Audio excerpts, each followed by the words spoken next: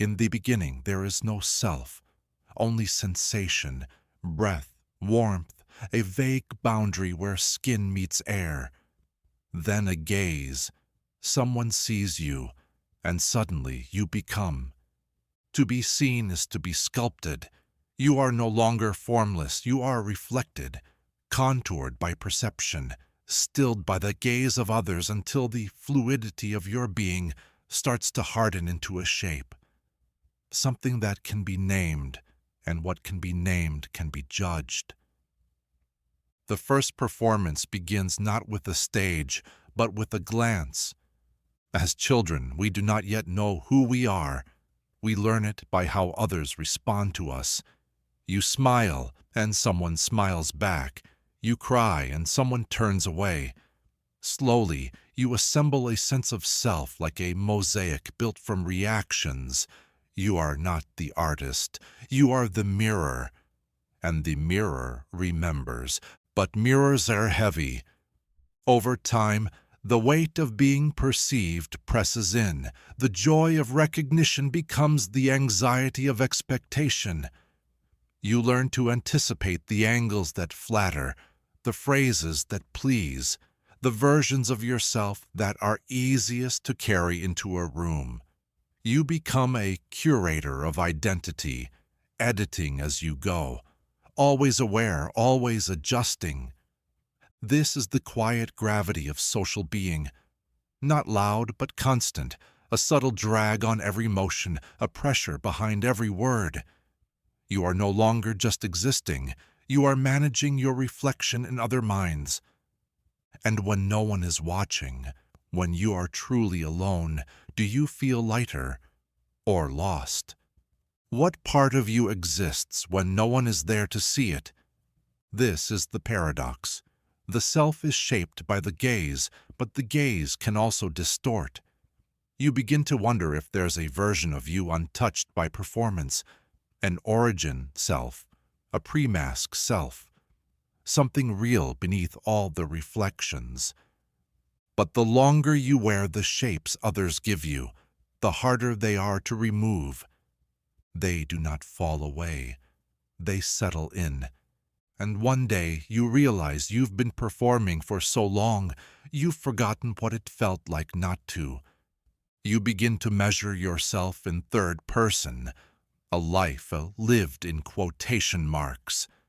You walk into a room and are already translating, your posture into trustworthiness, your silence into mystery, your voice into something digestible. You laugh half a second later than the joke requires, calibrating. You speak in ways that sound natural only because they've been rehearsed so many times, the words have forgotten they were ever chosen. You become fluent in impression, but fluency, like any language, has a cost. To be fluent in being perceived is to always be slightly apart from yourself, watching from a few feet above, monitoring the body as it moves through space like an actor unsure if the scene is still rolling. The burden of perception is not only that you are seen, but that you begin to see yourself only through the eyes of others. This borrowed lens becomes your prison. You begin to mistake visibility for worth. The performance becomes survival. Attention becomes affirmation. You chase approval like a shadow. You can never hold it, only stay near it. It flickers just out of reach, and each time you grasp, you lose more of what you never had time to name. You ask yourself quietly, "Who am I when no one is looking?" But you rarely give yourself time to answer. In solitude, you feel a strange ache, not for company but for permission. Permission to unperform, to stop shaping your edges, to let go of the pose, even for a moment. But the role is sticky. You take it off, and still it clings. You find yourself gesturing even in the mirror. This is the paradox of the perceived self. The longer it is maintained, the more it feels like the only self. And if you stop being seen, Do you begin to disappear? The terror creeps in, not of being misunderstood, but of being invisible. You fear becoming illegible to the world, and so you continue the pose, the curated smile, the careful opinion, the dressed silence. You become a character who has memorized their lines so well, they no longer know which version was the script and which was the soul. And yet, beneath the choreography, beneath the scaffolding of identity, there is still something unscripted. A flicker, a glitch in the mirror, a moment where the mask misaligns and something more ancient stirs. You feel it not as thought, but as tremor, something raw, not beautiful, not ugly, just unmediated, wordless. It arrives like breath you forgot you were holding. And for a second it feels like falling, not down, but inward. It does not last. The mirror corrects itself, the gaze resumes, the self reshapes. But you remember the moment, and that memory becomes a seed. You carry it forward, hidden behind the practiced smile and the learned laughter. A quiet rebellion against reflection. A reminder that perhaps the self is not what others see, but what remains when their eyes are closed. Perhaps the weight of being perceived is not a chain, but a veil, and behind the veil, stillness, stillness that does not ask to be seen, stillness that simply is. You enter the room. It has walls, yes, but more than that, it has expectations. The chairs are already facing the wrong direction. The table is too small for your thoughts. A portrait you don't recognize stares down from above a mantel carved by hands you'll never meet. Every object hums with a history that isn't yours. You are told to sit, so you do. You are told it is home, so you nod. But this place, it does not belong to you. You move through it like a guest in your own life, careful not to disturb the arrangement. Careful not to move too loudly, too suddenly, lest someone notice that you don't quite fit. That you are trying, yes, but trying implies effort, and effort implies difference, and difference threatens the design. Each room is a metaphor, and every metaphor is inherited. Gender, role, faith, class, family, all handed to you like antique furniture, too sacred to question, too uncomfortable to keep. You sleep on beds built for smaller dreams. You eat at tables set with rules instead of food. You open closets filled with costumes, not clothing, and you wear them out of habit, not desire. Even silence is decorated. And so you learn to tiptoe. You adapt. You place your voice where it echoes the least. You hang your thoughts in corners where they won't cast shadows. You reduce yourself to fit the space. A polite occupant of a borrowed narrative. Eventually, you forget which room was first, which belief was yours, which gesture belonged to your mother, and which to the echo of her mother's mother's fear. The inheritance is subtle. It's not just the stories they told you, it's the emotional architecture they never meant to pass down. Some of it is made of love, some of it is made of survival, most of it is made of unexamined repetition. And repetition has gravity. It pulls your steps into grooves carved long before you were born. You find yourself reenacting arguments you never had, grieving losses that aren't yours, apologizing in tones you learned from voices that once filled the air like incense, saturating everything, even your silence. You wake in a room and wonder, did I choose this life, or did I just learn to walk its shape? You try to rearrange things. You move a chair, replace a painting, open a window that's long been stuck. For a moment, light enters. The dust swirls in it like thoughts catching breath. You feel it, change. You feel it as discomfort, as hope, as permission. But the room resists. Not violently, gently. It reminds you of duty, of tradition, of the peace that comes from not disturbing anything. And so the furniture begins to drift back to its original places, not by magic, but by memory. You did not design this room, but you've memorized it. Even discomfort becomes familiar, and what is familiar begins to feel safe. You tell yourself, it's not so bad. You decorate your cage. You place a rug over the trap door. You light candles to soften the corners. You host guests who praise your taste and never ask if the walls are yours. And in that comfort, the illusion blooms. Maybe this is who I am. But deep beneath the floorboards, another self begins to shift. The one who prefers to sit on the floor. The one who sings in languages not spoken at this table. The one who dreams not of bigger rooms, but of no walls at all. That self begins to knock, not loudly, just enough to unsettle the dust, to loosen the hinges on the door you never noticed at the back of the room. A door behind the bookshelf, a door without a handle, a door that was never meant to be opened, but never locked either. The knock grows rhythmic, not disruptive, but persistent.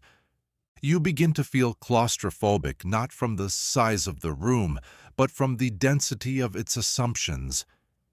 And so one day, without ceremony, you leave. You do not burn it down. You do not scream. You simply walk to the edge of the room and for the first time press your hand against the wall and find it gives. The paint cracks. The wallpaper peels. The wall, it turns out, is made of stories. And stories, it turns out, are soft.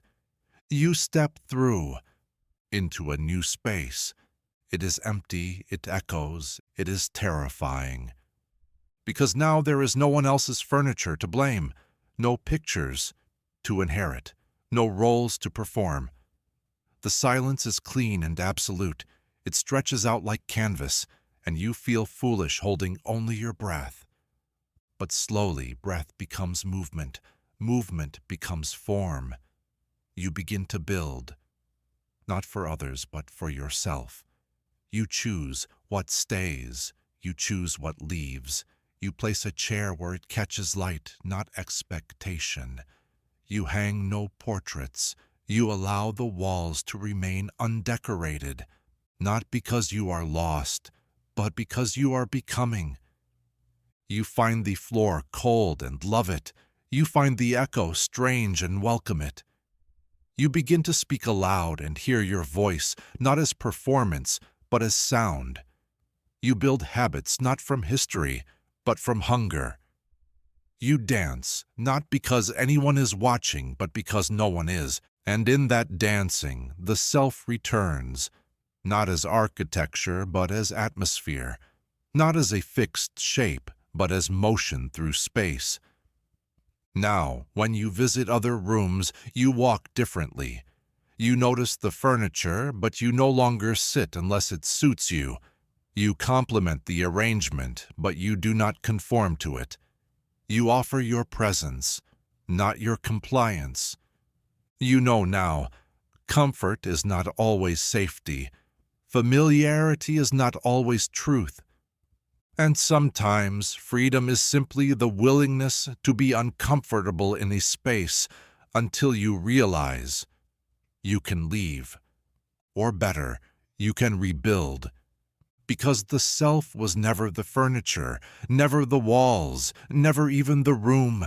The self is the one who notices, the one who names, the one who walks through, pausing only long enough to remember.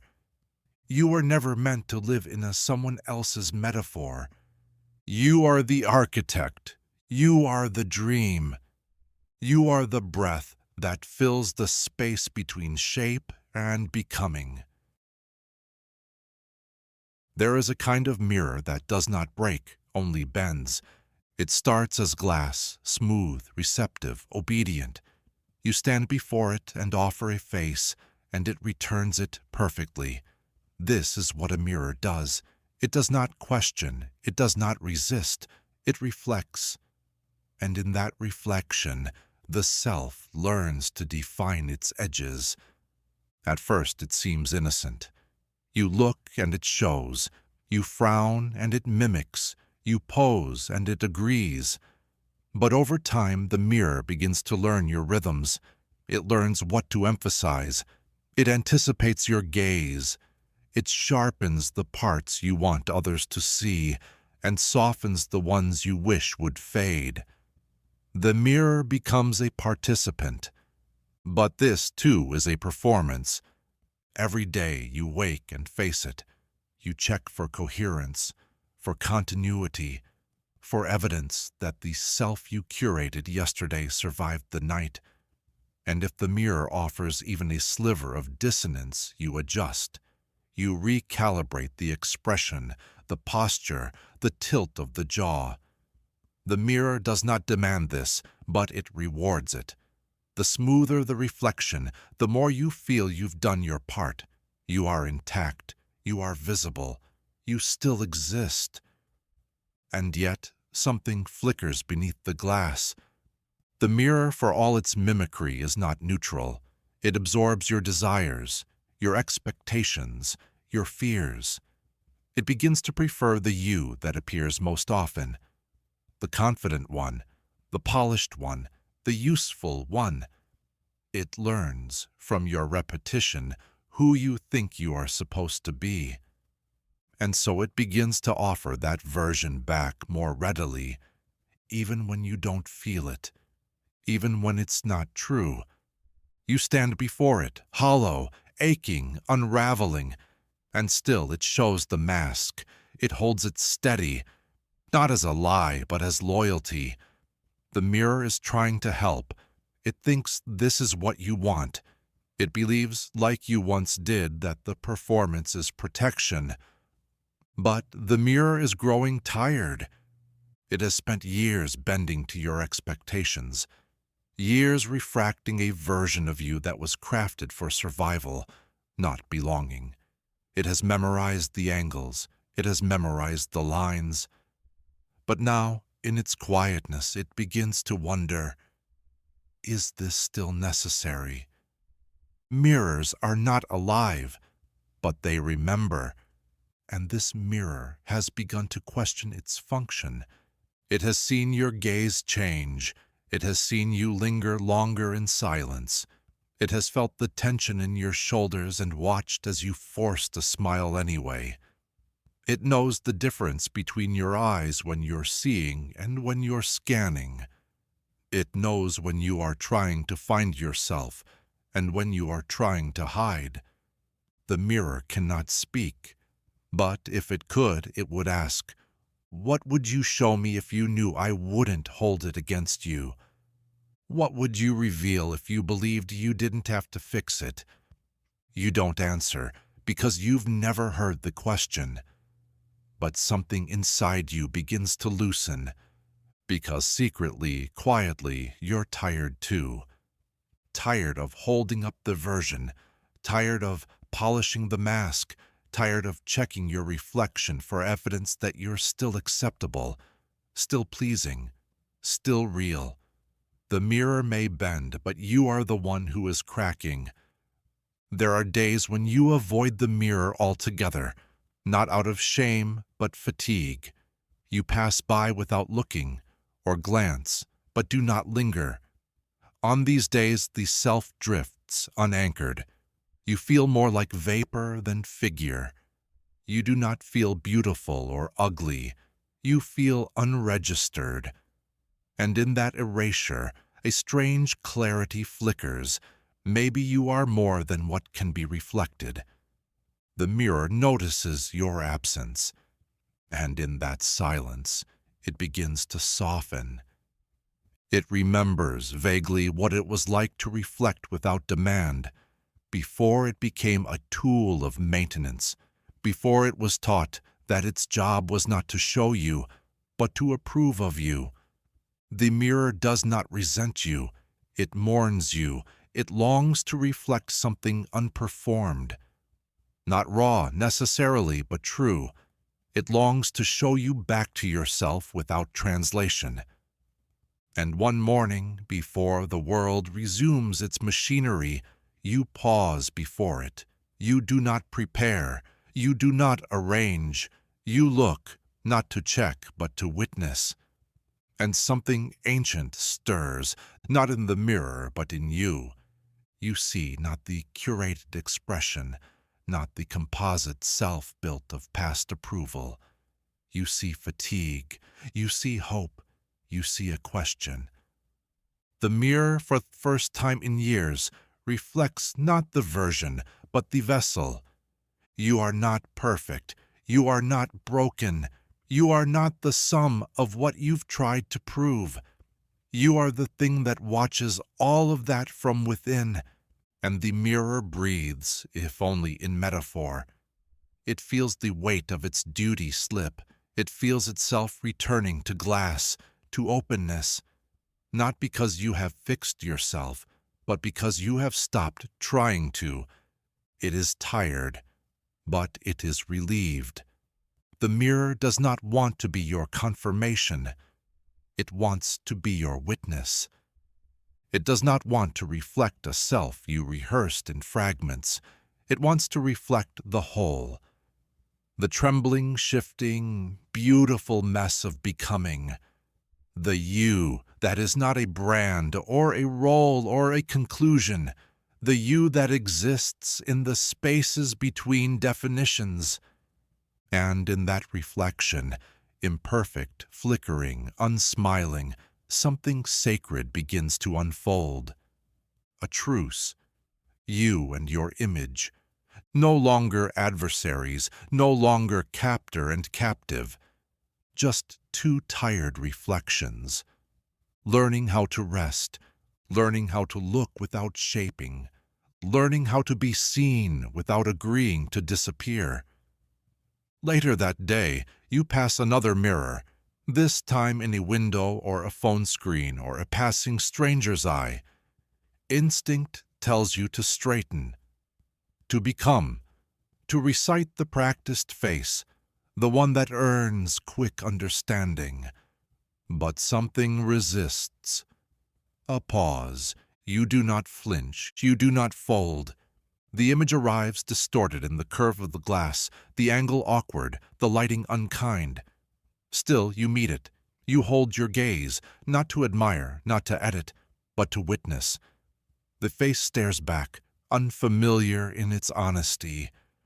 And in that unfamiliarity, you feel something startling. Freedom. Not the kind that dances or shouts, not the freedom of escape.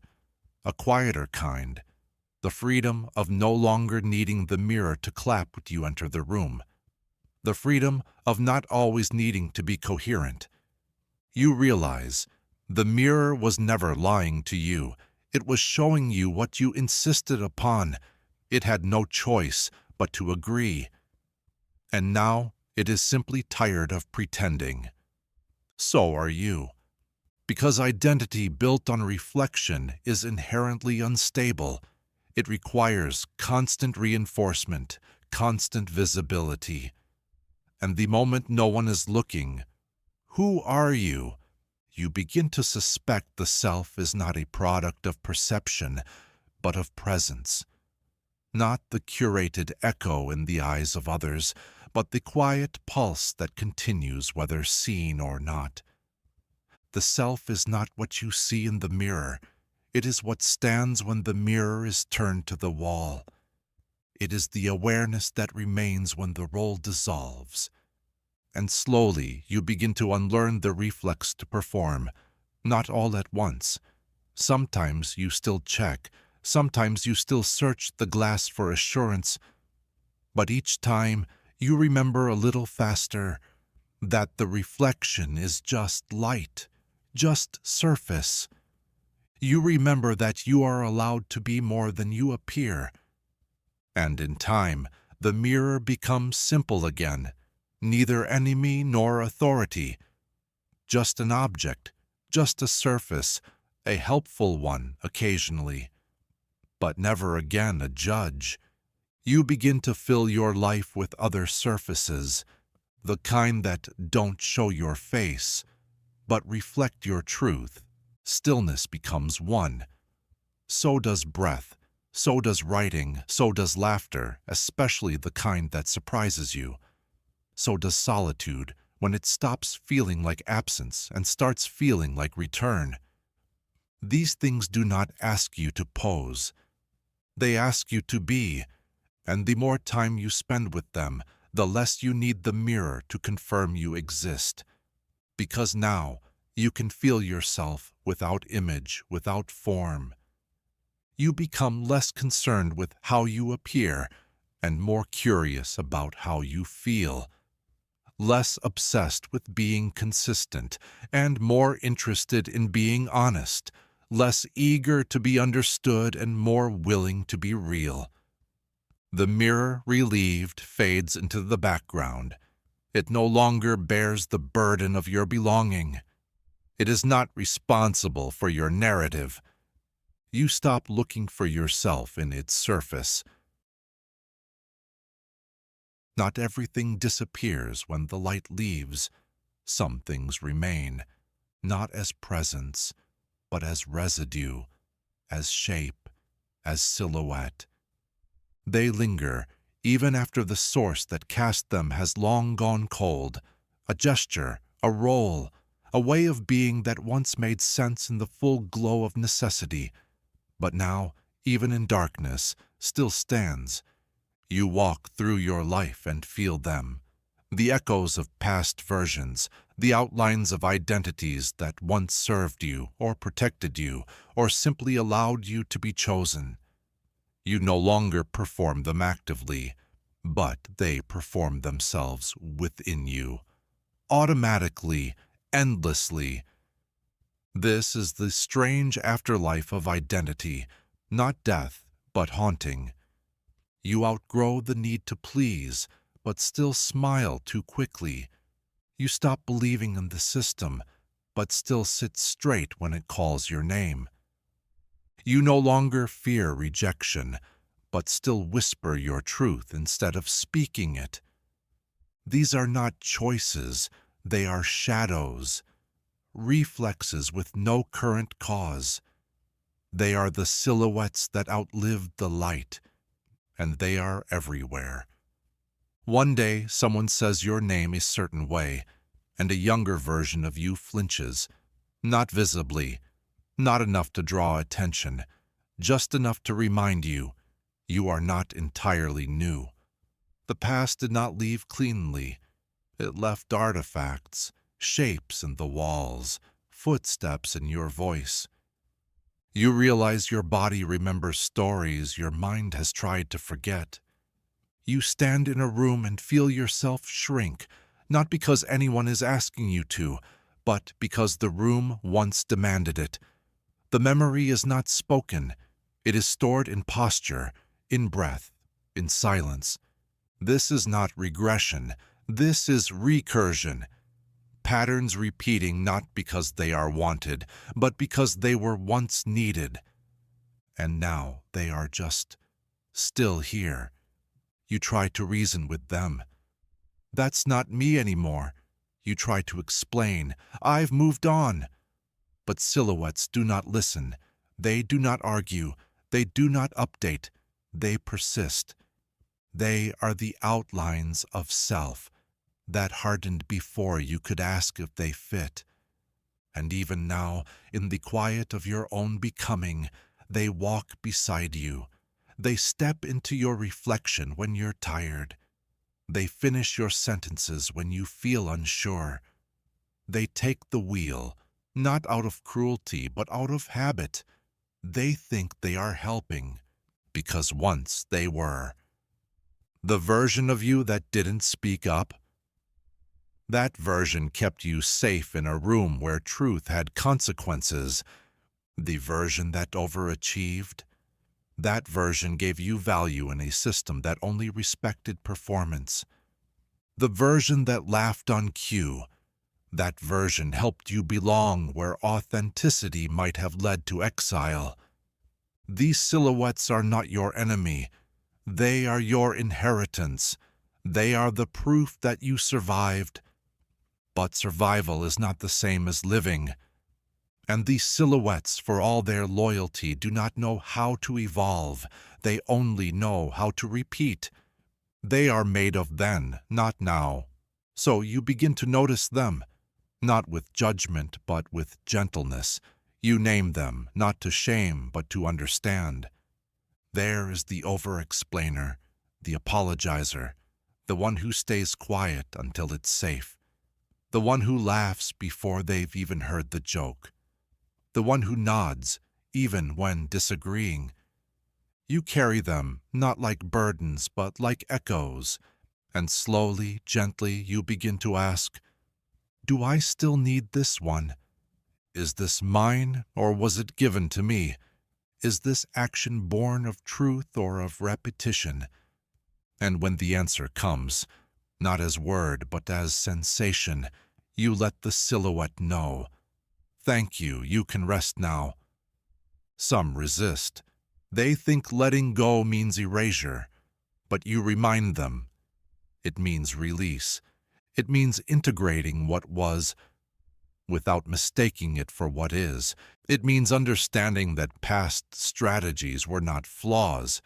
They were maps through hostile territory. But now the territory has changed, and maps must be redrawn. You don't banish the silhouettes, you just stop walking inside them. You move beside them instead. Until one day you enter a familiar space, one that once shaped you, and nothing inside you contorts to fit. You are present, you are whole, you are unmirrored. And the silhouette, it no longer rises, it flickers, it sighs, and then, like breath on glass, it fades. Because it was never your essence, it was your outline, drawn in fear, lit by necessity, kept by memory. And memory, while sacred, is not destiny. Now you build your shape from within, not a silhouette, but a flame. Not what's left after the light leaves, but the light itself. And it casts no shadow, only clarity, only presence, only you. But some silhouettes do not fade so quietly. They cling, not because they are strong, but because they were repeated. Repetition hardens shape, even if it no longer holds substance. Like grooves in a path walked too many times, they remain even after the walker forgets why they walked it. One day you find yourself acting out a script whose author you can't remember. You say something you don't quite mean. You mimic a tone that never belonged to you. You shrink from a truth that, in daylight, you would swear you believe. And when the moment passes, there is a soft ache, not regret but recognition. You are not only who you consciously choose to be, you are also the momentum of your unlived reactions. The silhouette doesn't need your consent, it only needs your inattention. And so you begin to practice a deeper noticing, not with force, but with stillness. You sit with your reactions. You trace them backward. You ask, when did I first feel this? Not to explain it away, but to meet it unarmored. You begin to notice when your voice is too careful, when your yes is a placeholder for fear, when your silence isn't peace, but preparation for impact. These are your shadows. These are the shapes that kept you from shattering. You do not need to destroy them. You need to remind them, we are safe now. And that, too, takes repetition. The past does not release us in a single gesture. It leaves in layers. It leaves slowly. It leaves in echoes that must be met with gentler echoes, new rhythms, new patterns, replacements that do not punish the old, but make it unnecessary, because the light that once cast the silhouette is no longer here. And still somehow you are. That means you are no longer surviving as an outline. You are becoming the source. You are no longer shaped by what once was. You are shaping what could be. And in that shaping, the shadows soften. They do not vanish. They integrate. They bow. And they finally rest. A chameleon does not choose its colors. It adapts, reacts, blends. It becomes what the world demands of it, not because it lacks identity, but because its survival depends on negotiation. It is fluent in camouflage. It learns to speak the dialect of its surroundings, to match tone, to become background. But this, too, is a kind of forgetting, not of memory, but of center. You learn this early, that color can be dangerous, that the vivid parts of you must be stored away, offered in glimpses, diluted into whatever shade the moment allows. You watch others shift, and so you learn to shift too. You become proficient, seamless. You learn to read a room before you enter it, to assess the emotional climate and tint yourself accordingly, to not unsettle, to not shine too brightly, to not draw heat from the wrong eyes.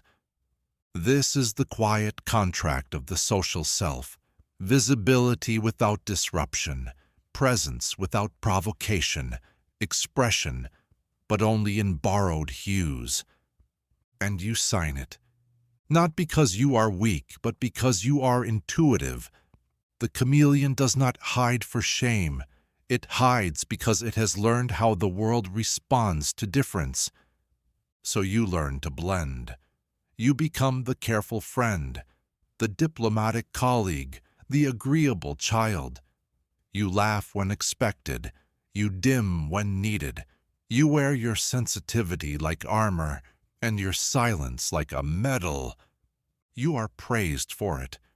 They call you adaptable, empathic, easy to be around. No one asks if you are ever at home in your own skin. The chameleon forgets that color is not just defense. It is language, emotion, signal, the body's honest dialect. But you've spoken in other people's dialects for so long that your native tongue has grown unfamiliar. And this is the cost. When you finally stop moving, when no one is watching, when no role is required, you don't know what color to be. You close your eyes and the dreams are gray, not black, not empty, just muted.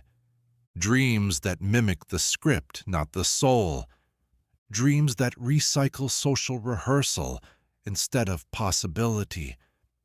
Because even in sleep, the shape-shifting continues. The self, so conditioned to blend, has forgotten how to express. Even subconsciousness bends to context. A chameleon doesn't dream in color, because color, for the chameleon, is not expression. It is strategy, and strategy is not rest.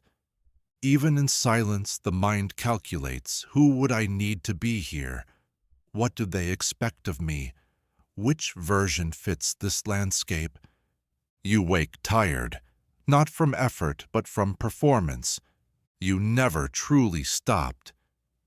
And in that exhaustion, a question flickers.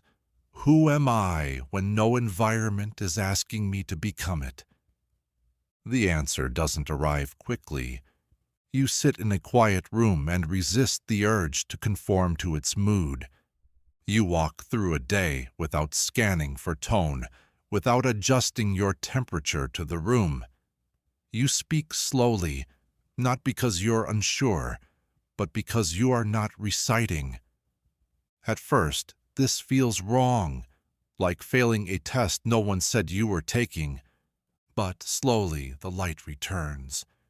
You begin to feel flashes of color, not assigned but arising, not response but resonance, and with it an unfamiliar grief for all the moments you softened your voice into silence, for all the years you practiced invisibility and called it empathy.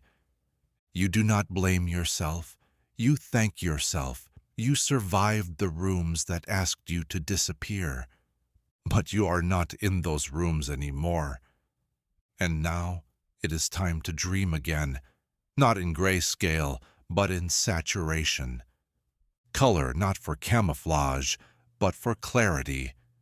You begin small. You speak a truth even when it goes quiet in the room. You wear something that doesn't match the mood. You stop smiling when you are not feeling joy. These are small rebellions, quiet disruptions, signs of re-entry. Because adaptation is not evil, but when it becomes the default, when it eclipses origin, you stop dreaming in your own language. You become so good at becoming, you forget the thrill of being. You realize blending was never the goal. It was a strategy for peace. But now peace looks different. Peace looks like contradiction. Peace looks like being too much for one space and not enough for another, and being unmoved by both. Peace looks like color that doesn't ask permission.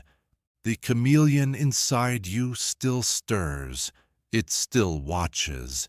It still longs for safety. You do not kill it. You sit beside it. You tell it. You don't have to hide anymore. We're not in the danger. We're in the becoming. And slowly the dreams change. Not all at once. Some nights are still gray, but others arrive in warmth, in strangeness, in flashes of memory that never happened but still feel true. You dream in voices that sound like yours. You dream in dances you never learned. You dream in colors that no room ever taught you to wear. You begin to see that color is not threat. It is signal, not to others, to yourself. You are here. You are becoming. You are no longer tinting your edges to match the backdrop. You are standing still long enough to be seen in your own light. And that light, unfiltered, unapproved, unpracticed, it is not safe. It is not polite. It is not pleasing. It is beautiful. Not because it was chosen, but because it was never asked to be anything else. There will be days when you catch yourself blending again, instinctively, unconsciously. A word softened here, a silence inserted there. Old patterns are persistent, not because you've failed, but because you once needed them. But now you recognize the shift. You feel the moment color begins to drain, and instead of vanishing, you pause, you breathe, you hold the hue a little longer, not out of defiance, but as an offering to yourself. This is the new practice, not erasing the chameleon but expanding the palette, letting color be chosen, not dictated, allowing expression to move not from necessity, but from inner alignment, to speak not just what fits, but what flickers. You learn to wear joy without apology. You learn that discomfort is not danger. You learn that not everyone will adjust to your color, and that this is not a problem to solve. You are no longer proof of your environment. You are becoming your own atmosphere. And in that shift, the dreams begin to change shape, not only in color, but in origin. They no longer echo the world. They emerge from you. Color first, then form, then flight. not to escape, but to finally arrive. Somewhere along the way, you began to wait, not for an invitation, but for permission. Not to act, but to be. You wait to speak until spoken to. You wait to rest until your usefulness is confirmed. You wait to feel joy until it's been justified. You wait to exist in your full shape until someone else hands you the certificate that says, "You may. You're allowed. You're real now." But it never comes, because the permission you seek was never printed. No one issues it. No one withholds it. It simply doesn't exist. Yet still you wait. You build entire versions of yourself around this waiting. You become excellent at anticipation. You perfect the art of pre-qualification. If I just prove this much, show this much, reduce this much, maybe then, maybe now, maybe here. You shrink your hunger into something polite. You soften your brilliance into something less threatening. You carry your sadness like contraband, concealed behind functioning. You apologize for your needs before you even name them. You live like you're borrowing the air. And in that posture, the world says, how humble, how easy, how good. It rewards the waiting. It rewards the smallness, because permission-seeking is quiet, and quiet people rarely disturb the architecture of control. But inside, the architecture is crumbling. You feel it, the weight of unclaimed truths stacked like boxes in a house you're not sure you're allowed to live in. You tiptoe through yourself. You knock before entering your own emotions. You begin to wonder, what would it feel like to exist without needing approval to do so? That question is not rebellious. It is sacred. It is the first honest one. It starts in tiny moments. You say no without explanation. You say yes without performance. You admit that you are tired, not just from work, but from proving. You take up space in a room, not by force, but by not folding. And the world shifts, not drastically, not always kindly, but it shifts. Some will call it selfish. Some will call it too much. But beneath those judgments is the real message. You are no longer predictable. You are no longer convenient. And that is precisely the point. Because you were not made to be convenient. You were not made to be permissioned into authenticity. You were made to pulse, to take form, to inhale and exhale your truth, without fearing that someone else will revoke your right to breathe. And yet, so much of existence is still built like a classroom. Hands raised, eyes forward, rules posted in invisible ink, and 1,000 unspoken tests no one prepared you for.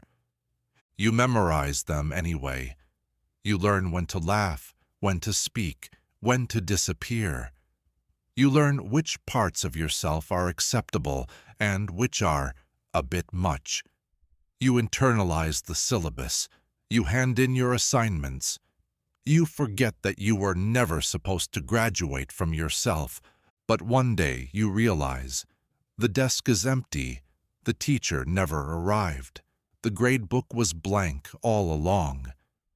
There is no final exam, just the quiet understanding that you no longer need a reason to be here.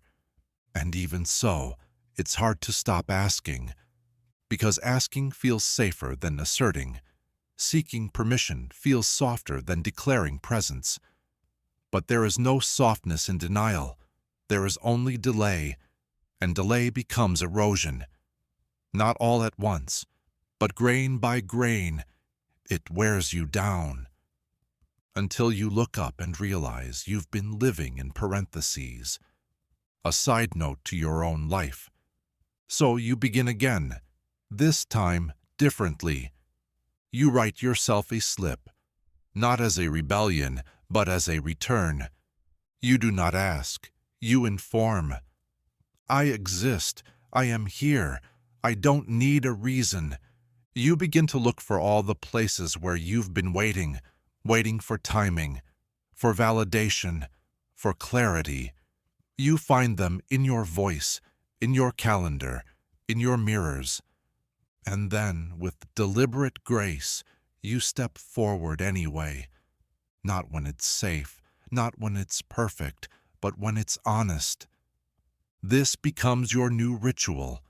Not boldness, but permissionlessness.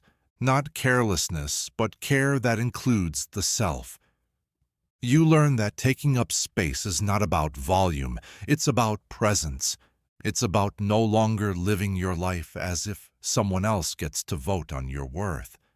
It's about not needing to be useful to be meaningful, not needing to be palatable to be true. It is about becoming the source of your own authority. And still, some part of you hesitates, because for so long, you've been told that value must be proven. And so, quietly, you look for loopholes. I'll be myself once I've earned it. I'll speak my truth once they're ready. I'll stop apologizing after I've accomplished something undeniable. But worth is not a reward. It is the soil. Without it, nothing can bloom. You stop waiting. You stop contorting. You start showing up, awkward, unfinished, radiant. You begin to trust the parts of yourself that don't need external permission to pulse. The laugh that erupts instead of lands, the tears that come before context, the silence that does not explain itself. These are not indulgences. They are proof that you are no longer performing presence. You are embodying it. And there will still be days when the old script resurfaces, when the permission slip is missing and you find yourself holding your breath in your own skin. That's okay. You exhale. You remember. You are not waiting anymore. You are already here. And that is enough. That is everything. That is the only permission that was ever real. You begin to notice the difference between permission and alignment. Permission waits for someone to nod. Alignment listens inward and nods back. One is external currency, scarce, conditional, revoked without warning. The other is internal gravity, constant, silent, immovable. You start trusting that gravity, not because it makes you invincible, but because it makes you honest. You no longer ask, "Am I allowed to say this?" but rather, "Is this mine to say?" Not, "Will they accept me?" but, "Am I still holding myself?" And in that subtle rewiring, a vast field opens. You begin to move differently. Your voice has texture now. Your presence hums instead of poses. You are not louder. You are just not asking to exist anymore. Others feel it. Some withdraw, some lean in, but you are no longer adjusting to keep them close. You are anchored. And because you have stopped requesting your own life, it begins to unfold. Without coercion, without rehearsal, just unfolding. Like breath, like truth, like a name you finally remember how to say. Not because someone handed it to you, but because you stopped waiting for permission to speak it aloud. The self is not carved in stone. It is folded, not fixed, but shaped, creased by time, bent by choice, smoothed by memory. We are not born as singular figures. We begin as paper, wide, blank, uncreased. Then life begins folding us. First, simple shapes, childhood names, the outline of a laugh, the weight of a gaze that told you what was beautiful. Then more complicated folds, identity, fear, affection, the roles you played to be safe, the silences you swallowed to be loved. Each fold is a decision, though not always yours. Some creases were made before you understood you had skin. You learned to tuck corners inward, to pleat your joy so it fits inside what is acceptable, to fold your pain so precisely it appears ornamental. You become intricate. You become admired for how well you hold your shape. But the more folds you carry, the harder it is to breathe. There comes a point where the complexity no longer serves elegance. It obscures essence. You look at yourself and realize you have become unreadable even to your own hands. Not because you are lost, but because you are hidden inside your own construction. You are an origami figure so masterfully designed, no one remembers the paper underneath, including you. And so begins the quiet unfurling. Not a dramatic tearing, not a crisis, just a slow, deliberate unfolding, one layer at a time. You revisit each crease, not to erase it, but to understand it, to ask, why was this made? Do I still need it? Some folds answer clearly. This one was protection. That one was performance. This was the first time I realized my sadness made people uncomfortable. That one is the shape I became to be useful. You do not judge the folds. You thank them. Each one held you when the world asked you to flatten yourself. But now, the shape no longer fits the space you are becoming. So you begin to press gently against the lines. It is tender work. Unfolding means exposure. It means being raw again, paper again, vulnerable to wind. You fear the unraveling. You fear that without your folds, you will be shapeless, that without definition, you will disappear. But something else happens. As you unfold, you don't vanish. You expand. You become wider, softer, lighter. You are no longer performing coherence. You are remembering continuity. Beneath the folds, you find the original surface. Not blank, but patient. Not simple, but spacious. It has carried every iteration of you without tearing. You realize you were never the shape. You were the paper. You were never the persona. You were the pulse. The folds were necessary, but they are not final. You can refold at will, differently, deliberately. Some shapes are still useful. Some are beautiful in their symmetry. Some hold memory and sacred geometry.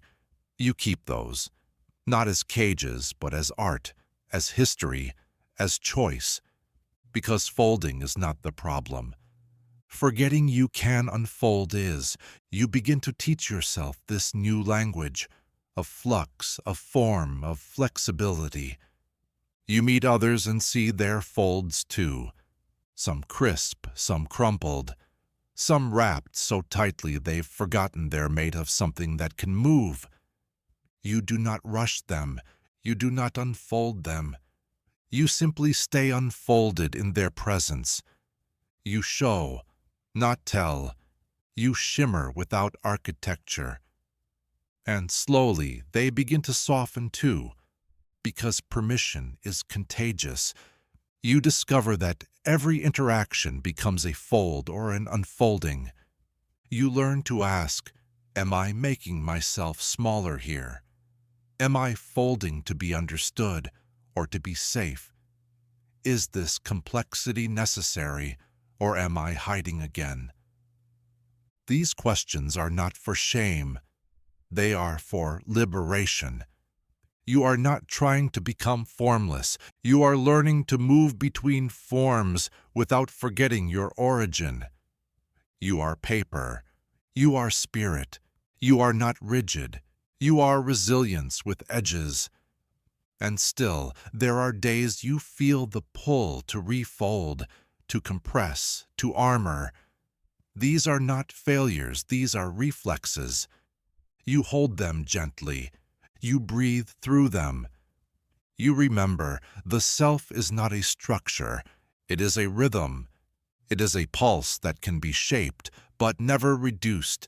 And in this realization, something shifts. You stop fearing contradiction. You stop needing a final shape. You begin to exist not as a sculpture, but as a song. Different notes for different days, yet always composed from the same source. You fold when you choose to. You unfold when you're ready. And in both you are whole. You are the origami and the unfolding. You are the pattern and the page. You are not a static figure. You are an evolving form, and nothing has ever been more beautiful than paper that remembers it can move. But unfolding isn't always graceful. Sometimes the creases resist you. They've grown used to their angles. Their sharpness gave you certainty, identity even. When the world was chaotic, your folds gave you edges to hold on to. You mistook them for structure, for stability. You told yourself, "This is who I am." But who I am was often just who I needed to be. And now, in the gentle undoing, you realize that much of your personality is response, reaction, a story told too many times that it began to sound like origin. You remember telling someone, "I'm just not good at confrontation," and hearing your own voice echo strangely. Not false exactly, but incomplete. You had never actually tried it without fear humming in your bones. You'd never unfolded that particular corner of yourself. So you do. And it feels unfamiliar, awkward, not like becoming someone new, but like returning to someone you abandoned. That's what this process is, not reinvention, but recovery. You peel back old narratives like decals over windows, and light floods in. You find softness you forgot you were allowed to keep. You touch anger that never asked to be silenced. You find space in yourself that you'd labeled off limits simply because someone once flinched when you stepped into it. And you begin, fold by fold, to reclaim yourself. Not as perfect, not as finished, but as unfolding. Continuously, courageously, forever becoming. There was a time you thought your smile was yours, that it rose from inside you, authentic, spontaneous, whole. But then you began to notice the timing, the precision, the choreography. You smiled when someone looked uncertain, to reassure them. You smiled when you disagreed, to soften the dissonance. You smiled when you were tired, so no one would ask too many questions. You smiled to show you weren't a threat. You smiled to say, "I'm okay," even when you weren't, even when you couldn't be. Over time, the smile became more reflex than revelation. You were praised for it. Such a warm presence, so friendly, always so composed. As if composure was character and not costume, as if ease was evidence of peace and not a practiced dialect you'd learned in rooms where your real tone was unwelcome. You smiled your way through tension, through grief, through dismissal, through the weight of being underestimated and the deeper weight of being expected to be fine with it. And the smile held flawlessly, until one day it didn't. It faltered, just for a moment, a scene misread, a line forgotten, a breath caught too long. And someone asked, "Are you okay?" And you almost said yes. But the smile wouldn't rise. And in the absence of that reflex, something else arrived. Silence. Not empty, not awkward, just honest.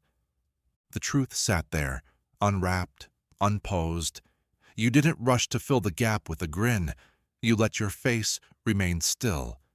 You let the room adjust to your neutrality instead of contorting yourself to reassure the room. And it was terrifying, because the smile was not just a habit, it was a currency, a contract. It said, "I won't make you uncomfortable if you don't make me real." But in that moment, something deeper stirred. The question you hadn't dared ask: what is beneath the performance of ease? What would it mean to show your real expression, not the mask of joy, but the actual weather of your being? The smile, you realized, was not a lie. It was a script. Learned early, refined over years. A script for being liked, for being let in, for being less alone. But scripts are recited. They are not lived. And slowly, the voice inside you began to crave something unscripted. You didn't want to perform well. You wanted to arrive whole. So you began experimenting, small edits, a smile held back, a fine replaced with, "Not today," a joke left untold, a sigh allowed to stay audible. These were minor revolutions. No one else noticed, but you did. You felt the edge of every deviation, the resistance in your muscles, the reflex to correct, to rewind, to insert the smile back in like punctuation. But you didn't. You let the sentence end without it. You began to notice how often others expected your ease, how often they waited for your warmth to settle the tension, and how often you obliged. You asked yourself, why does the room's comfort depend on my disconnection? The answer was not cruel. It was inherited. You had been taught that your likability was a shield. That warmth was how you earned safety. That pleasantness could be armor, so long as you never called it that. And it worked, until it didn't, because over time the smile began to hurt. Not all at once, not loudly. It began as fatigue, as a tightness in your jaw, as an ache in your cheeks after gatherings, as a strange guilt when someone said, "You're so easy to be around," and you wanted to scream, because you had no memory of being easy to be with for yourself.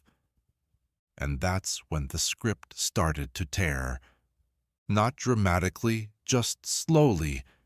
You stopped trying to make the world comfortable with your face. You stopped trying to preempt other people's fear with your softness. You began to imagine what it might be like to smile only when your body asked you to, not when the moment required it. It was clumsy at first.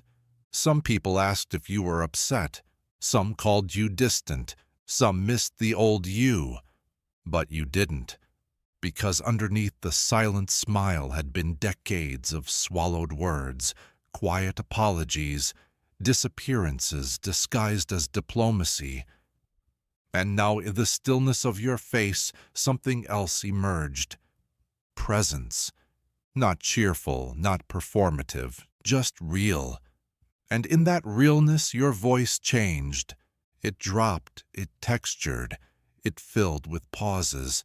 It no longer danced to ease discomfort.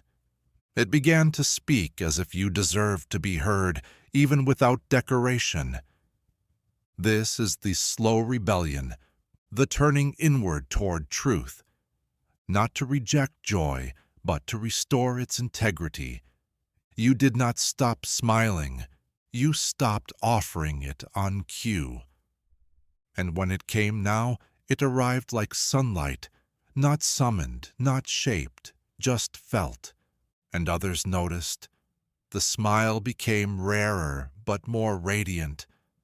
Not because you had grown cold, but because you had grown honest.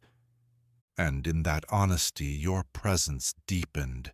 You were no longer the smile that made the room easier. You were the being that made truth safer. because now when you smiled, it meant something. And when you didn't, it meant something too. You became legible, not as performance, but as presence.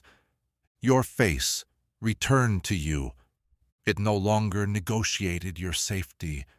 It simply spoke your truth. And your truth, it turned out, had 1,000 expressions, only one of which was a smile. There were days you missed it, the ease of the script, the way the smile gave you access, the way it smoothed every sharp edge. It was simpler then, expected, automatic. You could wear it like a shield and move through the world mostly unharmed. But what you've traded it for is something sturdier than protection, self-trust. Because now, when you enter a room, you aren't performing safety, you're choosing presence. And that presence has weight. It changes the gravity of every conversation. You're no longer cushioning the discomfort of others by softening your truth. You let the silences stretch. You let your uncertainty breathe. You let your face reflect your real weather, even when it storms. Some people don't know what to do with you now. They wait for the smile, like a cue that never arrives. But others, those who are tired of acting too, begin to mirror you. They let their masks slip. They speak more slowly. They stop apologizing for needing rest. The permission to be real ripples outward. This, you realize, is the new script, not a performance but an invitation, not a polished grin but an honest presence, not a face that reassures but one that reveals. You are no longer smiling to make others feel okay. You are learning to be okay even when you don't smile. You are not the only author of your life. Before you ever held the pen, hands you didn't know were already sketching your outline. Parents, teachers, cultures, strangers, whole systems scripting your selfhood in invisible ink.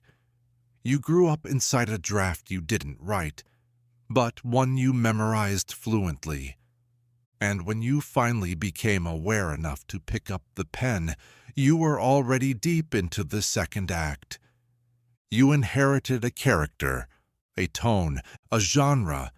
You were praised when you stayed in voice, rewarded for continuity, encouraged to be coherent, to match the story they were comfortable reading. And so, you became the protagonist of a life you did not design. You learned which plot lines were allowed, which themes were marketable, which emotions to italicize and which to strike through. You revised yourself constantly, editing to fit the audience. And in that editing, something quiet happened. You began to disappear behind your own paragraphs. This is what it means to be ghostwritten. To live a life that feels authored, but not inhabited. To wake up and realize that your name is on the cover, but the voice inside doesn't quite sound like yours. You try to remember who started the story, but the memory is murky. Were you always this careful? Did you always speak in other people's cadences? Was this dream always yours? Or did someone whisper it into you until it felt like longing? You begin to notice the fingerprints. Certain sentences feel too sharp. Certain chapters move too fast. You trace the shape of your decisions and realize they were made by expectations wearing your name as disguise. You reread yourself, not as confirmation, but as question. Where did I go missing? When did the story start writing me? You begin to unlearn.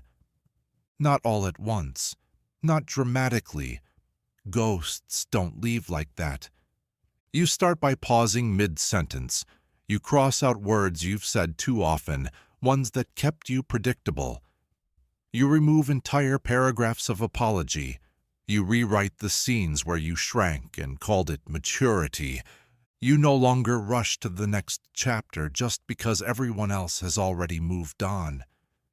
You give yourself permission to linger, to reread, to revise, and slowly you find places where your voice still lingers, faint but real, the metaphor that never quite fit, the sentence that ended with a question mark you never let stand, the moment you almost said no, but didn't. You go back, you open the margins, you write, "This wasn't me." You begin to write again, not to perform, but to reclaim. Some people won't recognize your new pages. They'll ask what happened to the character they admired.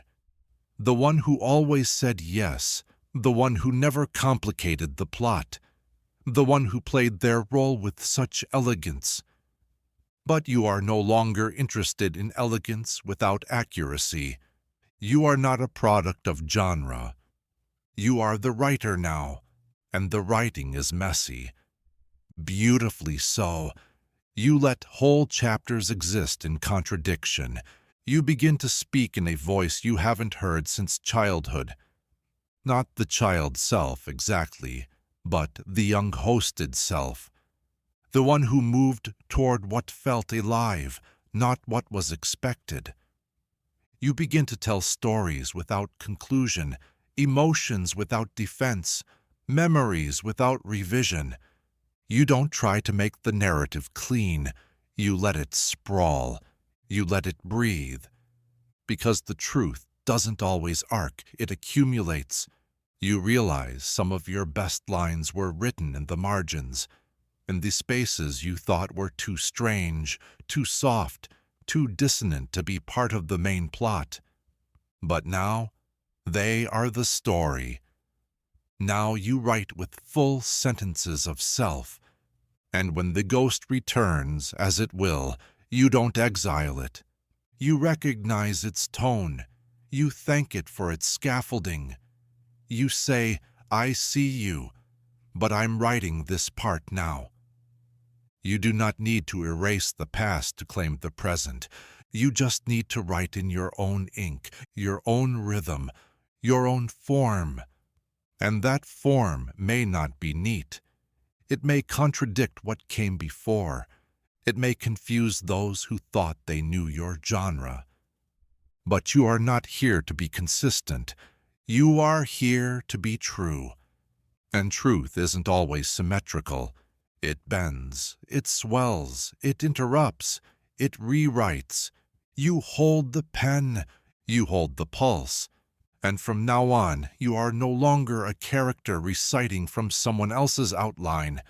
You are the living manuscript, half finished, half glorious, half wild, but entirely yours. And then comes the page you can't rewrite, the one where something real happened, but the story smoothed it over, where your anger was edited into misunderstanding, where your grief was rewritten as resilience, where your silence was footnoted as maturity, even though it was born of fear. You stare at the ink. It's dry now, set. And yet, there's something sacred in seeing it for what it was, not to erase it, not to retell it, but to stop pretending it was ever yours. You don't need to reauthor everything to reclaim yourself. Some pages stay, but now you mark them honestly. A line through the fiction, a margin note that says, "This is where I vanished," another, "This was someone else's voice," and another, "This was survival, not choice." Your story becomes layered, annotated, alive. You start writing in the present tense, not because the past didn't shape you, but because the future no longer edits you in advance. And from that freedom, a strange tenderness rises, not triumph, not clarity, just breathe. You are no longer waiting for the story to become beautiful. You are becoming the story that doesn't apologize for being real. Even the ghost now sits quietly beside you, watching, not writing. You are not a character anymore. You are the author, at last. It was meant to be temporary. You put it on the way children do, curious, playful, light, a role to try, a posture to mimic, a version of yourself meant only for a single scene. But the scene extended, and the costume stayed. At first you wore it like fabric, something outside the skin, something removable. But over time it adapted to your contours. It stretched with your movements. It listened to your voice and mimicked it. It remembered what earned applause and what didn't. It fit so well, you stopped noticing it wasn't you. And others loved it. They complimented its polish, its coherence. They used words like impressive, reliable, strong. No one asked if it was comfortable. No one asked if it itched. You stopped asking too. You wore the costume everywhere, into relationships, into silence, into ambition. You wore it through grief, through joy, through exhaustion. You told yourself it was efficient, that this version of you worked, that people liked it, that it made things easier. But easier for whom? You began to sense the cost in quiet moments, not pain, but separation. A dull hum beneath everything like background static, a distance between what you did and what you felt. You laughed, but from behind fabric. You cried, but through the seams. You began to dream of undressing, but the zipper was gone. You tugged gently, then harder. The costume no longer opened. It had fused. It no longer covered you. It contained you. You started to wonder, what was I wearing this whole time? And more frightening, who was watching? You look back and realize how many moments you lived in character, how many truths you withheld because they didn't suit the costume, how many things you said in the voice of someone expected. You begin to feel betrayal, not from others, but from the mask itself. It was meant to protect. It became a filter. It was meant to hide you briefly. It became the only part they could see. You try to peel it away. At first, nothing happens. But then, you stop performing. Not loudly, quietly. You stop nodding on reflex. You stop matching the energy in the room. You stop smoothing your voice to fit the shape of someone else's comfort. The costume notices, it tightens, it resists, it whispers, "This isn't like you." But you know the difference now, between what is you and what has only been worn. You begin to speak differently. You answer, "How are you?" without editing. You express needs without softening the language. You let yourself contradict the character. And something tears, not violently but precisely. The first seam splits. You expect shame to rush in, but what rushes in is oxygen. You hadn't realized how little air the costume let through. You breathe deeper, and with each breath, another thread loosens. You stop saying yes before you've thought. You stop pretending that being agreeable means being kind. You stop smiling when your mouth wants stillness. You stop apologizing for the silence that follows truth. You stop reinforcing the lie that kept the costume zipped. And people notice. Some grieve. Not for you, but for the version of you that made things smooth. That asked for nothing. That absorbed all projection like fabric meant to please. They say you've changed. You have. But not into something new. into something returned, and the costume begins to fall away, not because you fought it, but because you stopped feeding it. You stopped rehearsing the lines it needed to survive. Its power was never in its material. Its power was in your agreement to wear it. And now, you withdraw that agreement. You choose discomfort over distortion. You choose breath over applause. You choose voice over consistency. And when the last piece slips off, you are not naked. You are simply unlayered. You are simply revealed.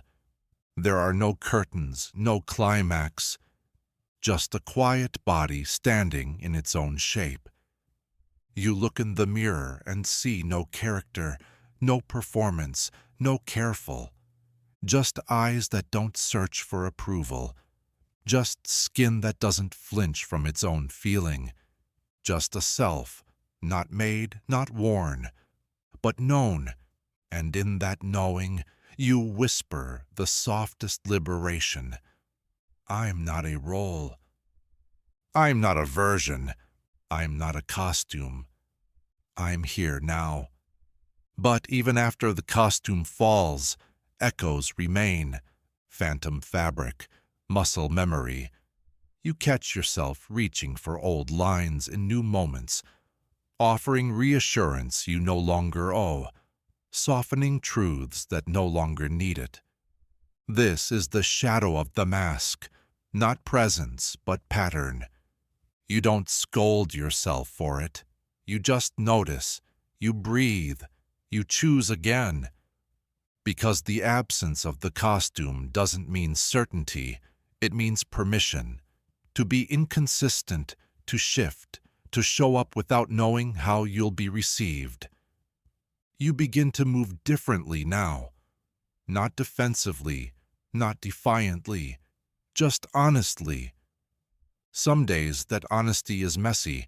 Some days it's quiet. Some days it's joy without explanation. Other days it's the kind of grief that has no reason, but still deserves room. And when people ask what changed, you don't give them an origin story. You just say, I stopped pretending I was okay with being a character in my own life. They may not understand, but the ones who do, those are the ones who see you, not the costume. And for the first time in a long time you do too. Not because you built a better version, but because you finally stopped covering the one that was always there. There are days when everything feels thin. You move through the world and your edges flutter. Your skin catches static from conversations. Your name feels like something taped to your chest. You wonder if a single harsh word might tear you in half. You are not fragile exactly. You are paper, and the world has turned storm. It didn't used to feel this way. Once, maybe, you felt solid, sharp, clear.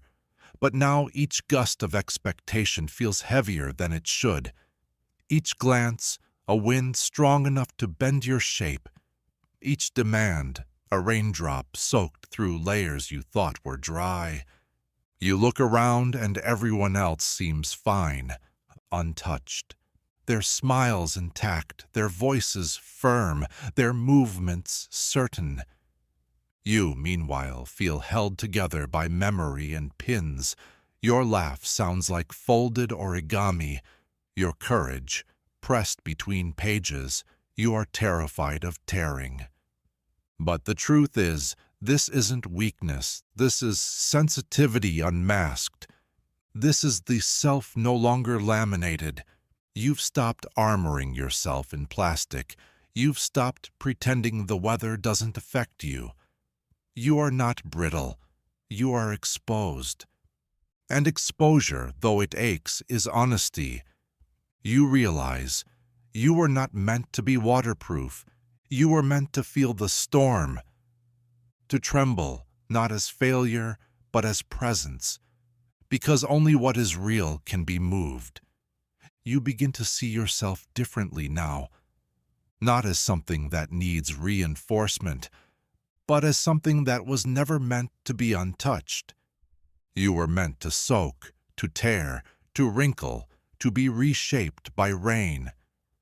And in that reshaping, you discover something the storm never expected. Resilience isn't the absence of damage. It's the will to reassemble, even soggy, even smudged, even changed. You start to embrace the softness in your structure. You let the wind bend you, but not define you. You let the water distort you, but not dissolve you. Others may look for the version of you they remember, crisp, cheerful, composed. But you are no longer interested in aesthetic preservation. You are interested in truth. And the truth is, some storms are clarifying. They peel away the parts of you that were only ever decoration. You begin to move more slowly, speak more plainly. You no longer pretend your soaked pages are dry. You say, "I am here, and I am wet with the world." You let others be uncomfortable with your honesty. You stop apologizing for your reaction to the thunder. You stop pretending it's not loud. You sit in the middle of the storm and feel every drop, not because it's pleasant, because it's real. And realness, even when painful, becomes a kind of ground. You look around and realize you are not the only one. Others are shaking too, quietly, in corners, under coats of performance, behind umbrellas labeled "fine." You see them now. You do not rush to save them. You simply let your soaked silhouettes speak. I feel it too. And in that shared dampness, something softens. Paper dolls, once fragile, begin to interlink, not to become stronger through unity, but to become visible through vulnerability. You stop being characters. You become context. You are not standing despite the storm. You are standing inside it. Together. The rain does not stop, but it stops feeling like failure. It becomes texture. You are no longer afraid to wrinkle, no longer afraid to come apart.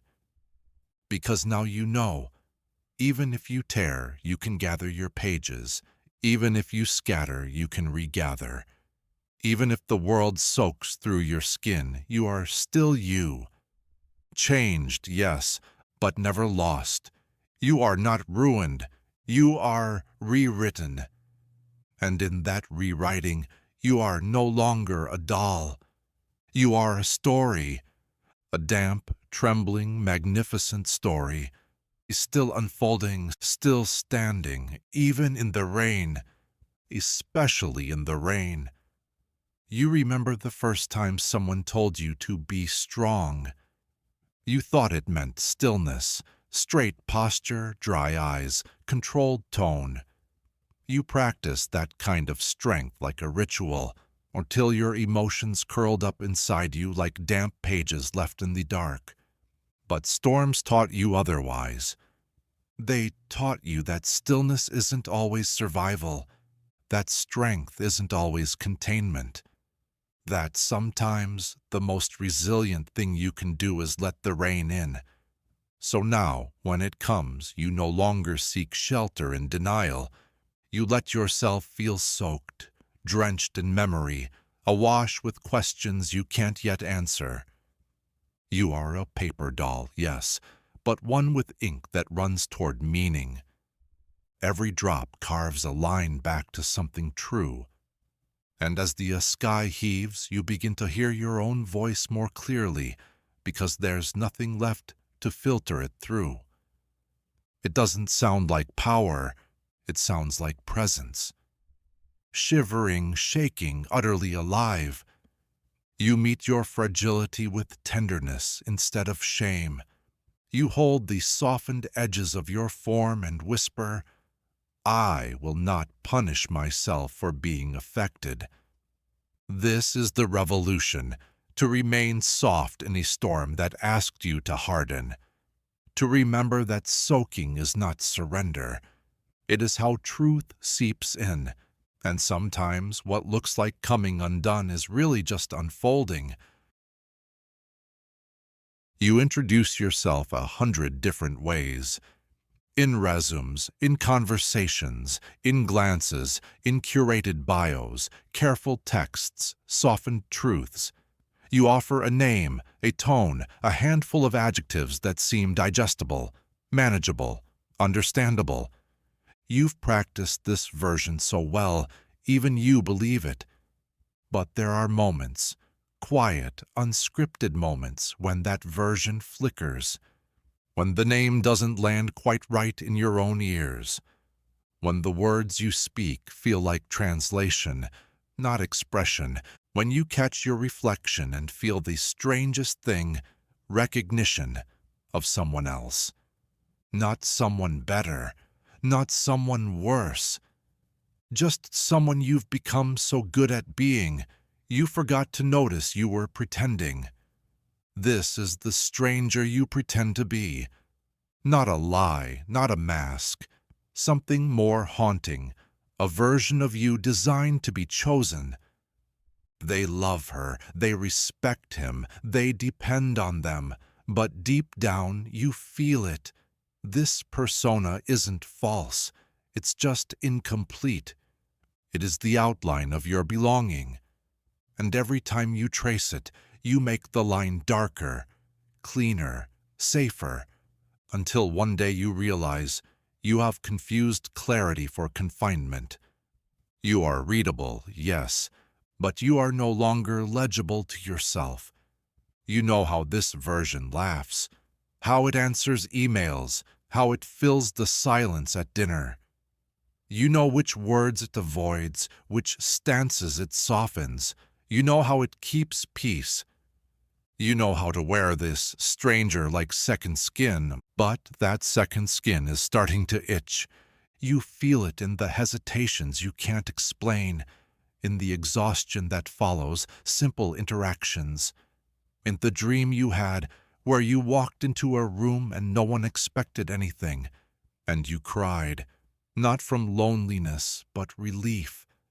That was your first glimpse of your unscripted self, unpolished, unearned, still pulsing. You start to sense them more often. Not with your eyes, but with your breath. In the part of you that exhales without pretense. In the moments you speak without rehearsing. In the times you laugh without checking if it fits the tone of the room. This stranger you pretend to be begins to feel heavier, because the longer you carry them, the more your own shape is forgotten. But here is the paradox.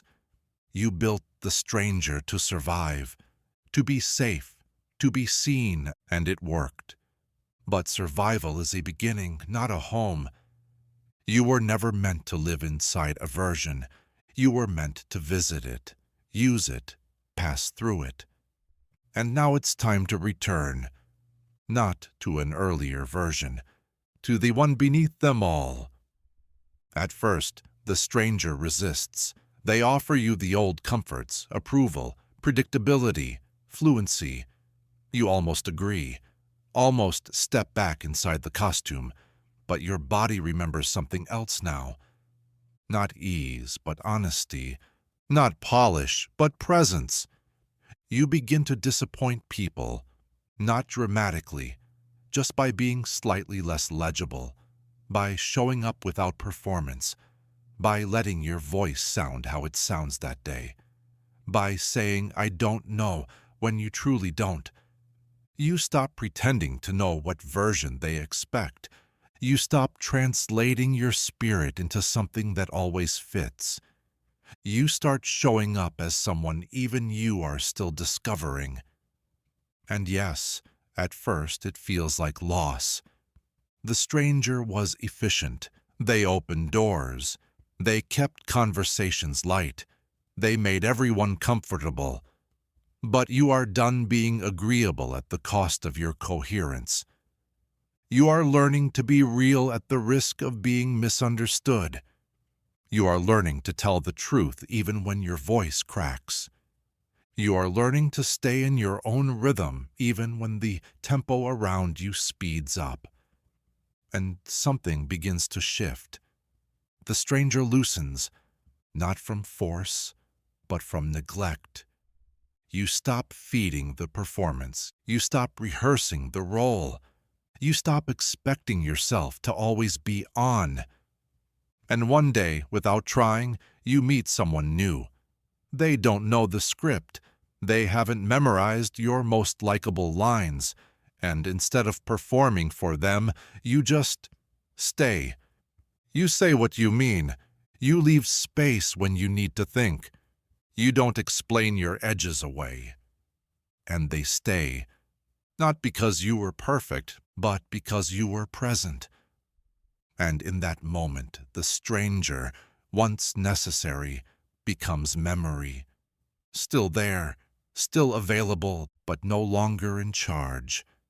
You thank them, not bitterly, gently. They carried you when you didn't know who you were. But now, you are remembering, and remembering is how you return. Not in full, not all at once, but piece by piece, truth by truth, breath by breath, until one day you no longer feel like a stranger in your own life. You feel like someone still becoming, still unfurling, still unnamed, but unmistakably real. But even as the stranger fades, remnants remain, habits without owners. You still nod too quickly. You still laugh at things that don't touch you. You still start to explain yourself before realizing no one asked you to. These reflexes aren't betrayal. They're echoes, and echoes take time to dissolve. You don't rip them out. You don't force stillness. You just begin to slow. When someone asks, "What do you think?" you pause, not to calibrate, but to listen inward. The answer takes longer to find because it's no longer rehearsed. It's no longer a performance built for acceptability. It's a real thought, unfolding in real time, and real time is often slower than performance. The world doesn't always wait for that silence, but you do. You wait for your own voice to rise without prompting. And when it does, it startles you because it sounds different. Rougher, warmer, looser, not refined, not convenient, not smooth, but true. And truth, you learn, doesn't always flow like conversation. Sometimes it stammers. Sometimes it breaks rhythm. Sometimes it says the wrong thing first, then circles back. Sometimes it arrives late and asks to be heard anyway. This is the voice the stranger kept hidden.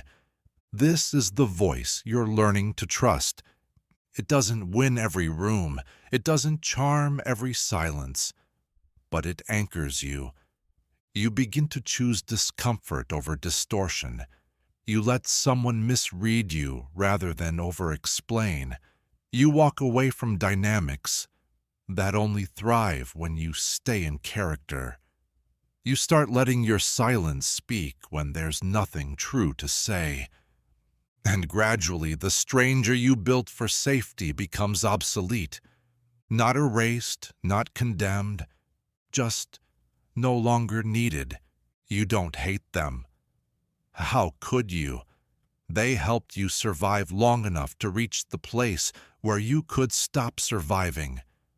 Now you are not merely reacting, you are relating to yourself, to others, to the moment, not the expectation. And in that shift, something sacred emerges. You stop pretending to be someone people want. You begin becoming someone you can live with. Not endlessly likable, but endlessly yours. Somewhere in you, they still speak. The versions of you that didn't survive the edit. The selves that were too loud, too soft, too fragmented, too early. They exist like buried recordings, muffled but intact, filed between memory and muscle, stored not in your mind but in your breath, in the way your body stiffens before speaking, in the dreams you wake from, unsure if they were yours. They are not ghosts, they are not regrets. They are voice notes left behind by selves you had to leave behind, versions you outgrew, versions you abandoned, versions that were pruned for the sake of coherence. And sometimes, without warning, they begin to play. A laugh that once belonged to someone braver, a song lyric that makes you cry and you don't know why, a sentence you speak in an old rhythm you thought you'd buried. These are not malfunctions. These are echoes. These are you checking in. Because no self disappears without a trace. They linger. They hum beneath the surface. They leave notes not for nostalgia, but for reintegration. You don't have to live in them again. You don't have to rewind. You just have to listen. To the child who loved too easily. To the teenager who burned everything down to feel alive. To the 20-something who mistook agreement for intimacy. To the version from last year who thought peace required silence. They were never wrong, just incomplete. Each one was a sentence in a paragraph that's still being written. And each one, in their own voice, is still trying to tell you something. You begin to collect them, not as identities, but as artifacts, threads, flashes, warnings, prayers. You stop cringing at who you were. You start translating. This wasn't weakness, you say, listening to the smallest self. This wasn't chaos, you say, holding the angriest one. This wasn't failure, you say, remembering the quiet exit no one noticed. You begin to piece the messages together. They were never asking to be revived. They were asking to be acknowledged. You realize you don't have to become them again to let them exist. You only have to stop pretending they never did. You begin to answer them. Out loud sometimes, you say, I see you. You say, you did your best. You say, I've carried you forward, even when I didn't know how. And the notes soften. Their urgency fades, not because you've silenced them, because you've integrated them. You are no longer a single narrative. You are a layered one, a collection of lived hypotheses. Each version had its moment. Each one asked its question. And you, now, are the response. You stop asking, was that really me? You start asking, what did they know that I've forgotten? And the answers surprise you. The child self reminds you how to rest without justification. The reckless one teaches you how to choose something before it's safe. The overly trusting one shows you how to believe in something even when it's flawed.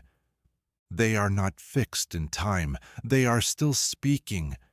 Their notes were never outdated, just waiting for the version of you that could finally hear them. You become the archive. You become the harmonizer. Not all their messages make sense at first. Some arrive in strange dreams, some in muscle tension, some in the sudden urge to run, cry, build, unbuild. Some feel irrational. You don't dismiss them anymore. You decode them. You ask, what was I trying to say before I learned how to say it neatly? You begin to let incoherence guide you towards something more honest, something messier but real. And in that mess, you find an unexpected relief. You no longer have to pretend you were always this version of you. You no longer have to justify the rewrites. You are not a corrected draft. You are a palimpsest. Beneath the ink of who you are now are layers that shimmer through, lines of former truths, visible only when the light hits right. You are no longer afraid of those glimmers. You are grateful, because they show you the complexity was always there, even when the story was simpler, even when the voice cracked, even when the note ended mid-thought. You listen to all of it now. You make room for the contradictions. You understand that coherence is not truth, it is comfort. And you are no longer here for comfort alone. You are here for clarity, not clean, but whole. You write voice notes of your own now, to future versions, to say, "This is where I am, this is what I know, this is what I'm afraid of, this is what I'm hoping you remember when everything gets blurry again." You don't expect to be understood by them. You just want to leave something honest behind.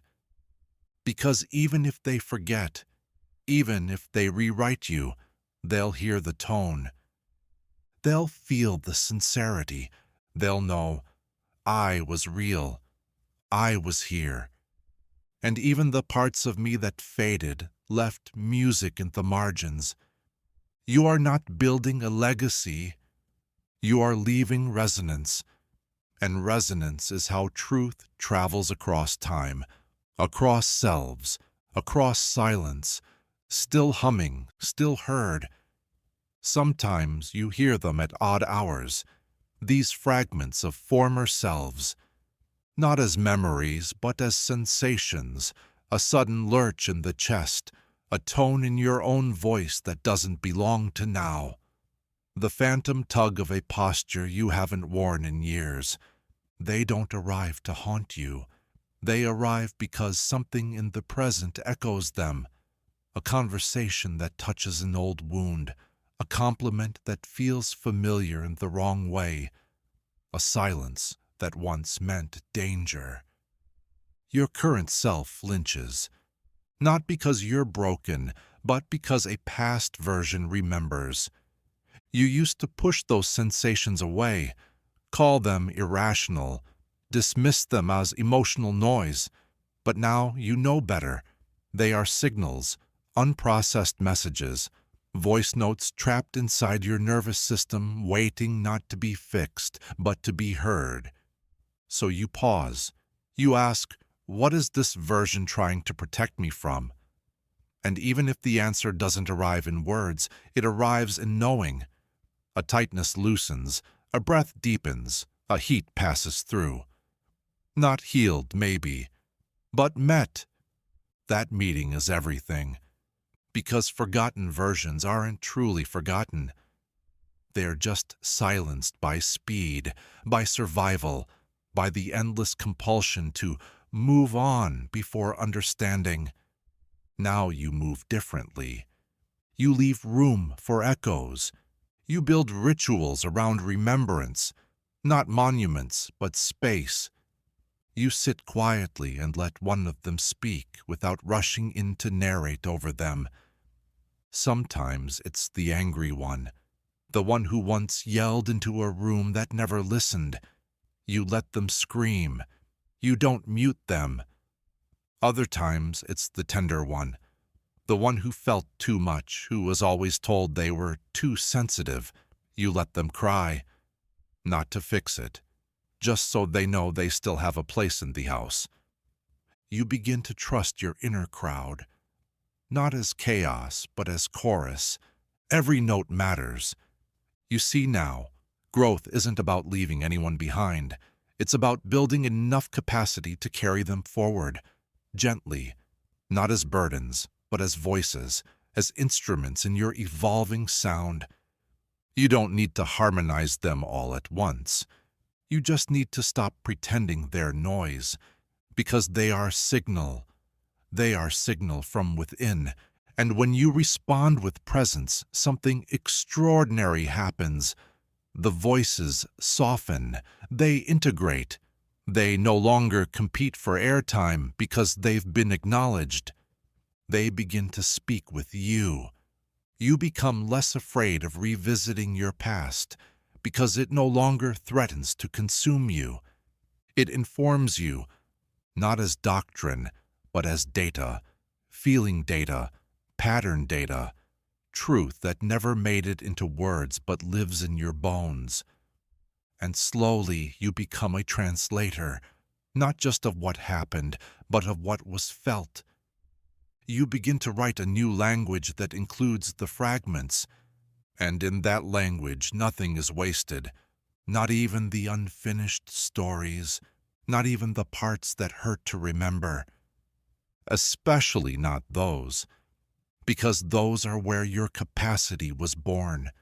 Your softness, your insight, your ability to sense what isn't spoken in others. All of it, grown in the soil of forgotten versions who only ever wanted one thing: to be heard before they were rewritten. And now they are, finally, not erased, not overridden, but welcomed back into the story. As contributors, as kin, as pieces of a self no longer ashamed of its multiplicity. And in that multiplicity you no longer ask, "Who am I supposed to be?" You ask, "Which parts of me are ready to speak today?" And you listen, because they are not ghosts. They are memory made merciful. They are you, unfinished, still singing, still arriving. You were taught to stand up straight, to lift your chin, square your shoulders, keep your back aligned with some invisible line of dignity. Strength, they said, was vertical, tallness, posture, discipline, straight as truth, straight as correctness, straight as the approved version of being alive. But strength, your learning, is not always straight. Sometimes it bends, because the spine, this quiet pillar at the center of your body, is not rigid by nature. It was never meant to be. It curves gently by design, bearing the weight of your becoming, not through defiance, but through flexibility. You feel it when you sit down after a long day and your back sighs, when you bow your head in grief, when you curl into yourself without apology. The spine adjusts, it yields, it remembers how to hold without holding still. You used to think that bending meant breaking. You used to think that soft meant weak, but now you know soft is what survives, not the statues but the grass, not the marble but the moss, not the perfect lines but the forms that learn to move without collapsing. You start to feel this lesson in your body long before your mind understands it. A hunch that feels more honest than uprightness, a stretch that feels like truth, a posture that isn't aesthetic but ancestral, something passed down through generations who learned that surviving in straight lines is not only unnatural but unkind. Because the world is not built for perfect posture, it bends you. Not maliciously always, but inevitably. Expectation bends you, love bends you, grief bends you, hope bends you, and each time the spine adjusts, willingly, silently. It doesn't ask why, it asks, "How can I hold you now?" And in that question you begin to understand something deeper. Dignity is not the refusal to bend. Dignity is the decision to curve consciously, to shift, to adjust, to respond. Not because you're weak, but because you are alive. You remember all the times you stood rigid in rooms that did not deserve it. When you held your back straight as someone underestimated you, when you kept your composure while your insides buckled. When you wore confidence like a brace, not because you felt it, but because it was expected. And now you wish you had bent instead, not in submission, in sovereignty. You wish you had curved into your truth, into your sadness, into your intuition. You wish you'd let the spine arch toward the self rather than away from it. So you begin to practice a new posture. You sit not for appearance, but for comfort. You stand not to impress, but to align.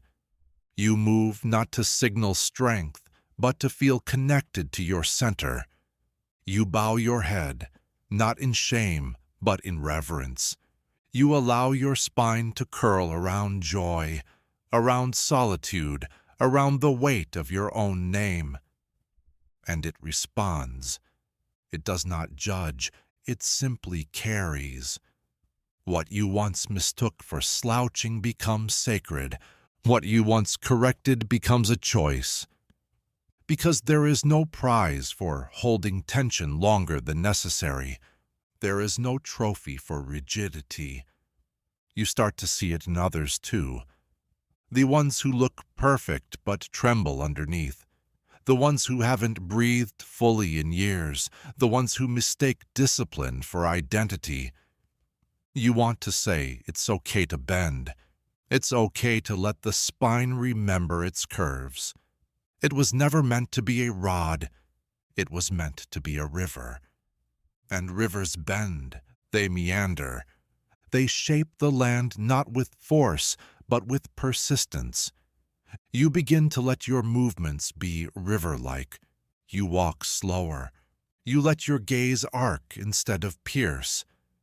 You release the need to arrive in straight lines, because what you're becoming can't be reached by force. It must be curved toward, felt toward, leaned into. You remember how children sit, collapsed, twisted, comfortable. No shame in their curvature, no fear in their posture. They move from instinct. You begin to reclaim that instinct, not to regress, but to return. Return to the truth that your body knows more about resilience than your mind has been taught. The spine bends to carry what the heart cannot yet name.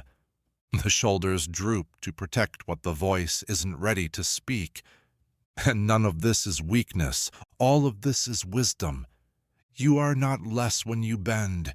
You are more honest, more alive, more attuned to the physics of feeling. So now, when the weight comes, as it always does, you no longer fight to stand tall. You let yourself arc. You let the body shape around the truth instead of resisting it. And in that shape, you find something surprising. Grace. Not the kind that poses, but the kind that holds. The grace of a spine that curves and still carries you forward. The grace of knowing you do not have to be straight to be strong. You only have to stay connected to your root, to your rhythm, to the quiet, undemanding wisdom of your own bending. There will still be moments when you instinctively straighten, when an old authority enters the room, when fear hums just beneath your ribs, when you're asked to prove yourself again, and your spine responds before you do, pulling up, locking in, reaching for that familiar pose of practiced strength.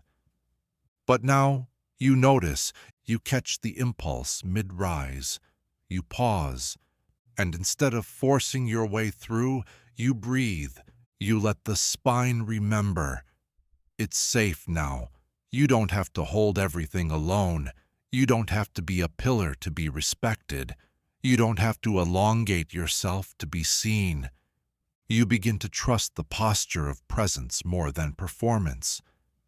To stand curved, not because you're collapsing, but because you're in conversation with the weight of the moment. That weight doesn't crush you anymore. It bends you, yes, but now you bend with intention. Now your strength flows like water around the obstacle rather than shattering against it. And in that flow, the spine becomes something sacred. Not a display, not a defense, but a living gesture of grace. You do not stand taller now, you stand truer. And in this quiet revolution of curvature, you remember, you were never meant to hold the world by standing still. You were meant to move with it. There is a smile you wear like armor. It arrives too early, too often. It arrives before your thoughts catch up, before your heart has had a chance to speak.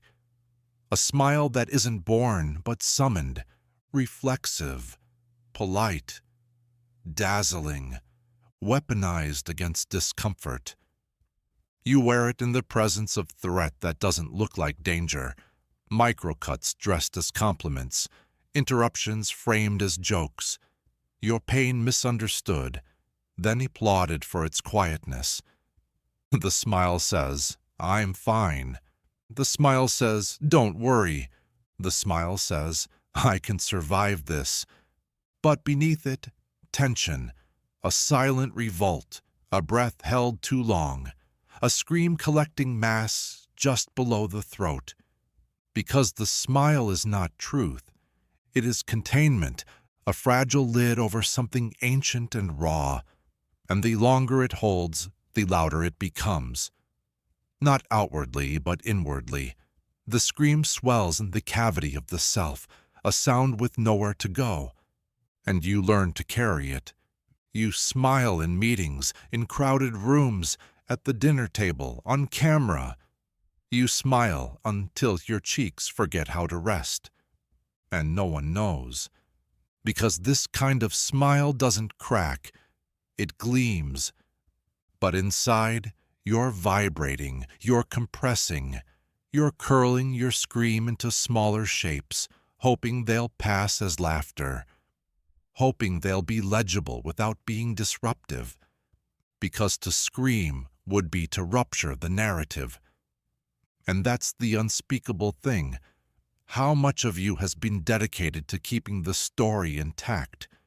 The story that says you're easy, the story that says you're strong, the story that says you don't mind.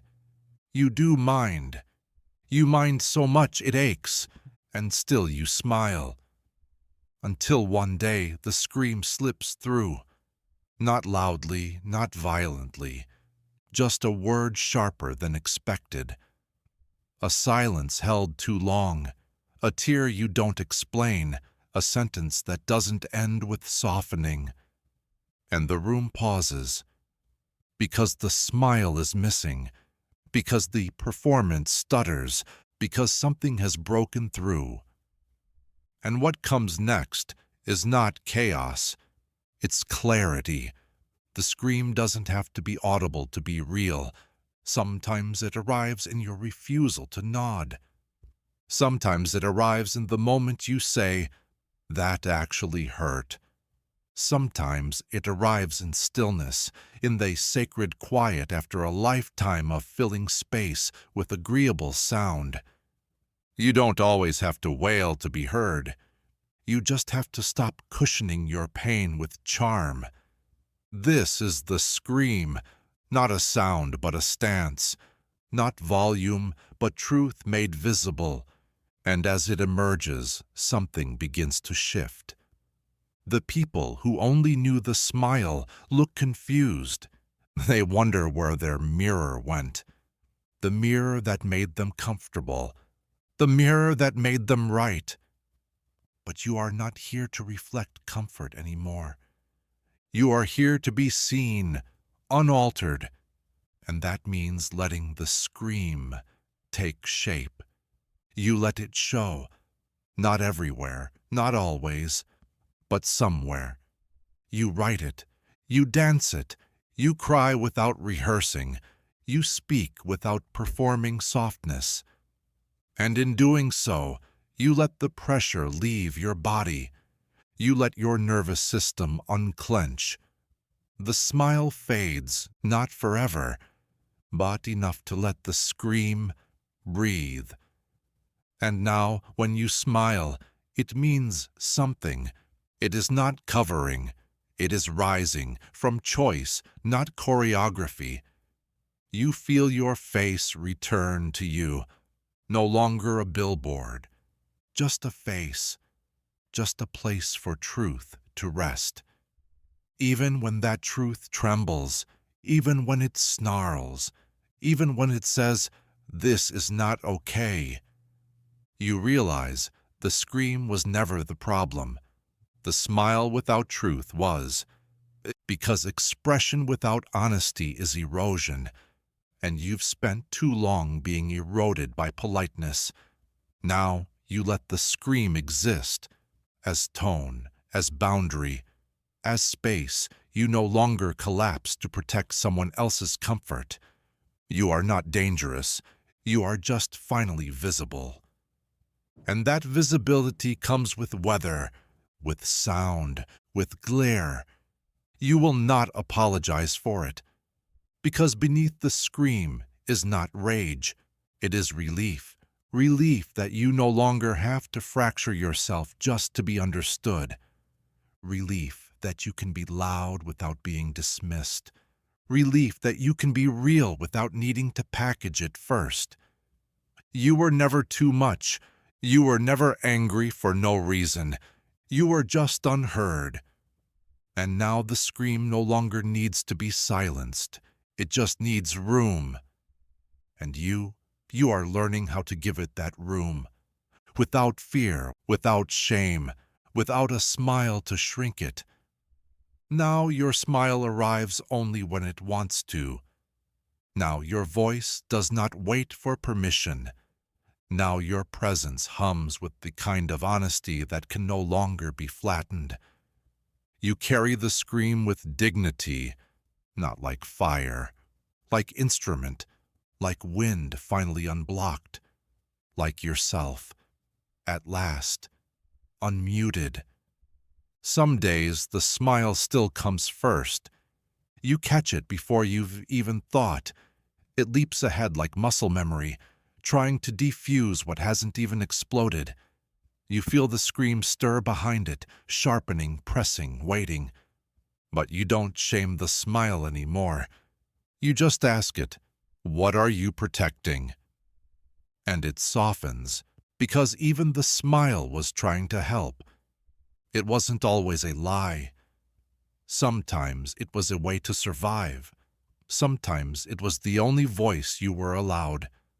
Sometimes it was your last line of safety in a room that couldn't handle your truth. But now you're building new rooms, rooms where the scream isn't feared, only felt. Rooms where your no is not a threat, but a threshold. Rooms where you are not an echo of expectation, but a full presence, spined, voiced, alive. You don't banish the smile. You retire it when needed. You let it return only when it means something.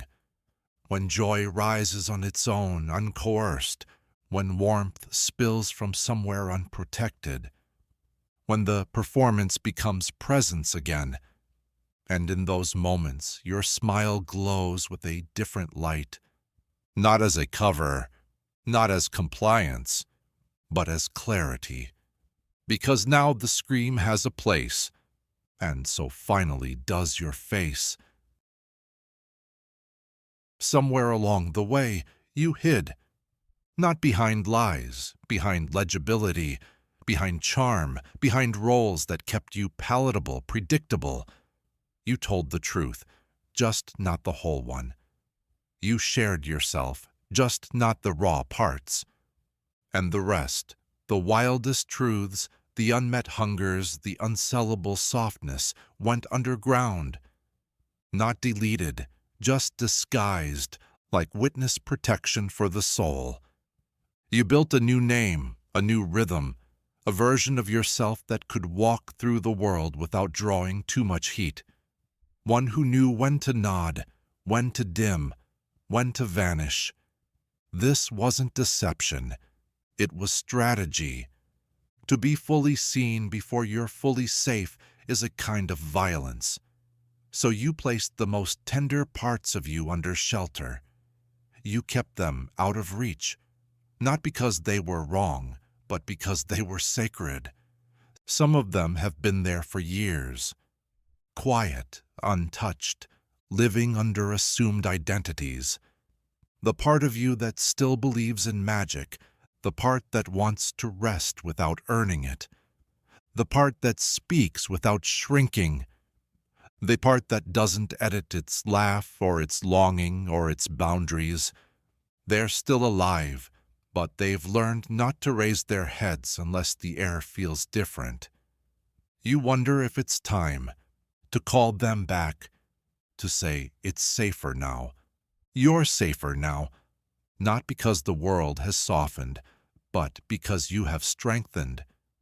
Because you've learned the language of self-protection that isn't exile. Because you no longer believe that hiding is the same as healing. You missed them, these hidden selves. You missed the one who danced without checking if anyone was watching. You missed the one who used to cry at commercials and didn't feel ashamed. You missed the one who knew how to say, "I want," without first calculating the risk. They've been watching you, waiting, and now they begin to approach. Not all at once, not with drama. They emerge in fragments, in dreams, in spontaneous preferences, in sudden yeses you don't explain, in quiet refusals that make no sense to anyone but you. This is what return looks like. Not revelation, reassembly. The self was never lost. It was tucked away, waiting for someone to testify to its existence without demanding it justify itself. You were not protecting a secret. You were protecting a witness, a version of you who saw things others didn't, who felt the moments that passed through everyone else unnoticed, who believed you could live without performance and still be loved. And now, finally, they step into the light, not blinking, not apologizing, just here. You begin to notice what it feels like to walk without acting, to speak without scanning, to show up and let others adjust or not.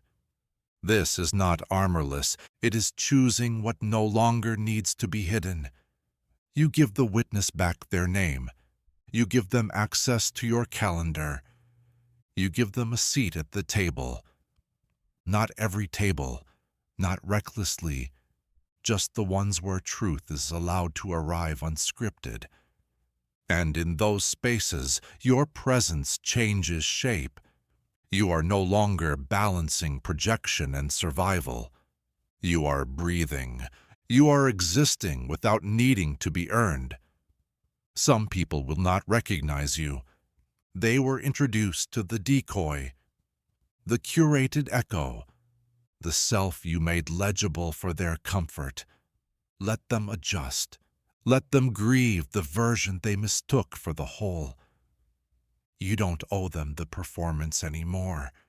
You don't owe them clarity if it costs your coherence. You don't owe them a face that excludes your own gaze. You owe yourself return. And so, you begin the re-entry. You say your real name, not aloud but inwardly. You walk into a room and don't check who's watching. You say what you want, not what you think will sound reasonable. You let the witness speak, not just in privacy but in presence. They were never too much. They were never too early. They were only waiting for the day you stopped needing a mask to survive your own reflection. Now that day is here. You're not undercover anymore. You're becoming visible. And what returns with you is not just the old self, but the whole self, witnessed, protected, and finally free. There's still fear. Even as you begin to show your true face, it lingers. Not because you're doing something wrong, but because visibility was once dangerous. You learned that exposure can invite harm, That softness can be misread. That honesty can be too loud in the wrong room. But fear now is no longer your compass. It's a signal, not to hide, but to pause and choose. You don't have to betray the witness anymore to feel safe. You choose when to reveal, how much to share, and with whom. This is your protection now. Discernment, not disappearance. You move differently, not because you're performing, but because you're aware.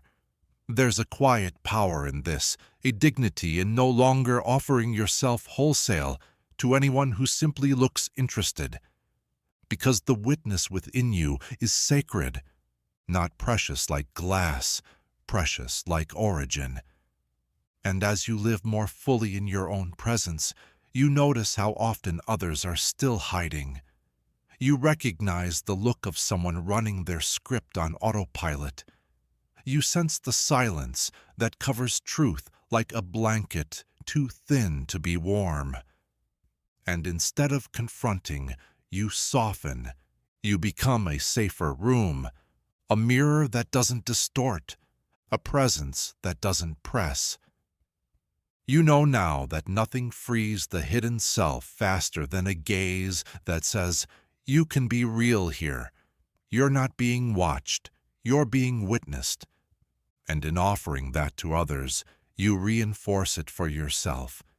You were never meant to stay underground. You were meant to emerge. Slowly, truthfully, without spectacle. Just you, walking back into your own skin. No disguise, no performance, just the full, unedited return. At last. There are mirrors that don't reflect you. Not really. They reflect the one who's watching. You step in front of them, and instead of showing your shape, they rearrange it to match the viewer's expectation. They tilt your posture, soften your edges, dim or sharpen your light according to the eyes behind you. These are not glass. They're glances. They're feedback loops dressed as perception. They're these subtle, shape-shifting glimmers in people's responses that tell you silently, this is who you should be. And you comply, not because you're dishonest, but because you've been trained to adjust in real time, to study the room the way a mirror studies light, to learn which version of you earns stillness, which version earns laughter, which version earns approval, love, or at least silence. So you fragment. You become a hall of mirrors, one for every gaze, one for the parent who needed you to be composed, one for the teacher who only heard you when you performed brilliance, one for the friend who expected levity, one for the partner who called your truth too much.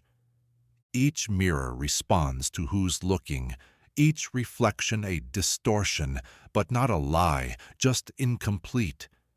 And the more you move between them, the more the original image begins to fade. Until one day you stand alone and ask, what do I look like without being seen? You stare into the mirror without an audience, and it stutters, it flickers, it doesn't know who to show you. Because for so long the reflection has been reactive, not reflective. You haven't seen yourself. You've seen others' expectations rebounded off your skin. You've learned to mirror their comfort, their hunger, their fear. You've read their silence and bent toward it. You've learned to disappear in the exact shape that makes others feel visible. This is not your failure. This is your intelligence. Mirroring is how you survived. But now you want something else. You want to see who's behind the glass. So you begin the practice, standing still in your own gaze, no feedback, no performance, just the slow reassembly of your real outline. At first it feels strange. Your features shift. Your body feels unfamiliar. You miss the reassurance of approval, even when it distorted you. You miss the ease of being told who to be. But then something steadier begins to form, not confidence, clarity.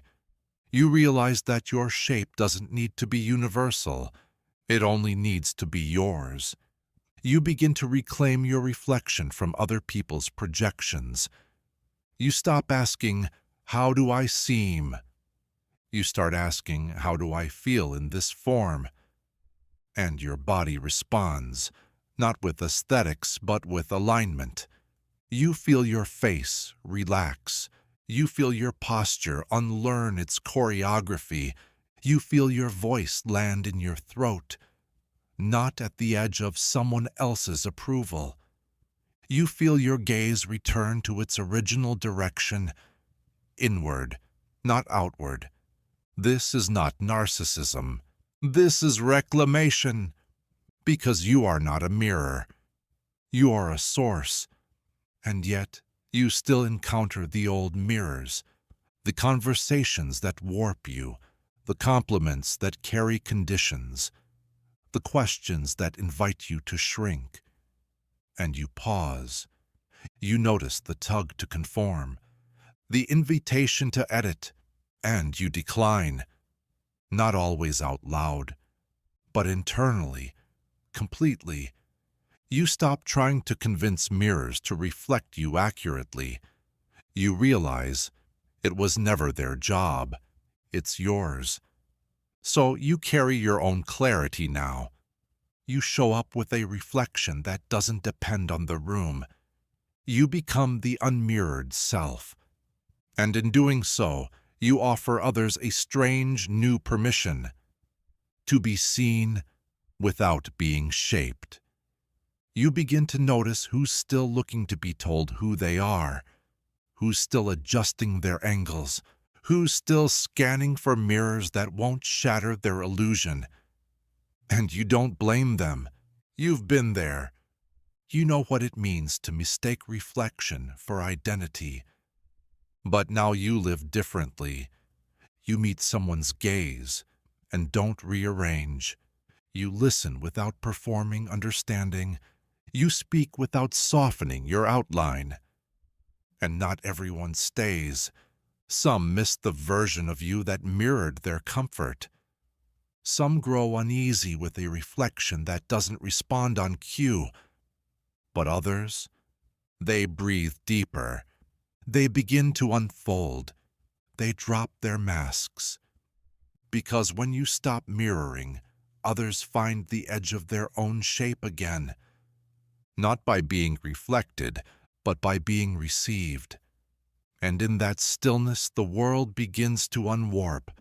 The mirrors that once distorted you begin to dull. They no longer seduce. They no longer define. You begin to carry your image from the inside, no longer watching yourself be seen, no longer waiting to be confirmed, no longer living as a reaction.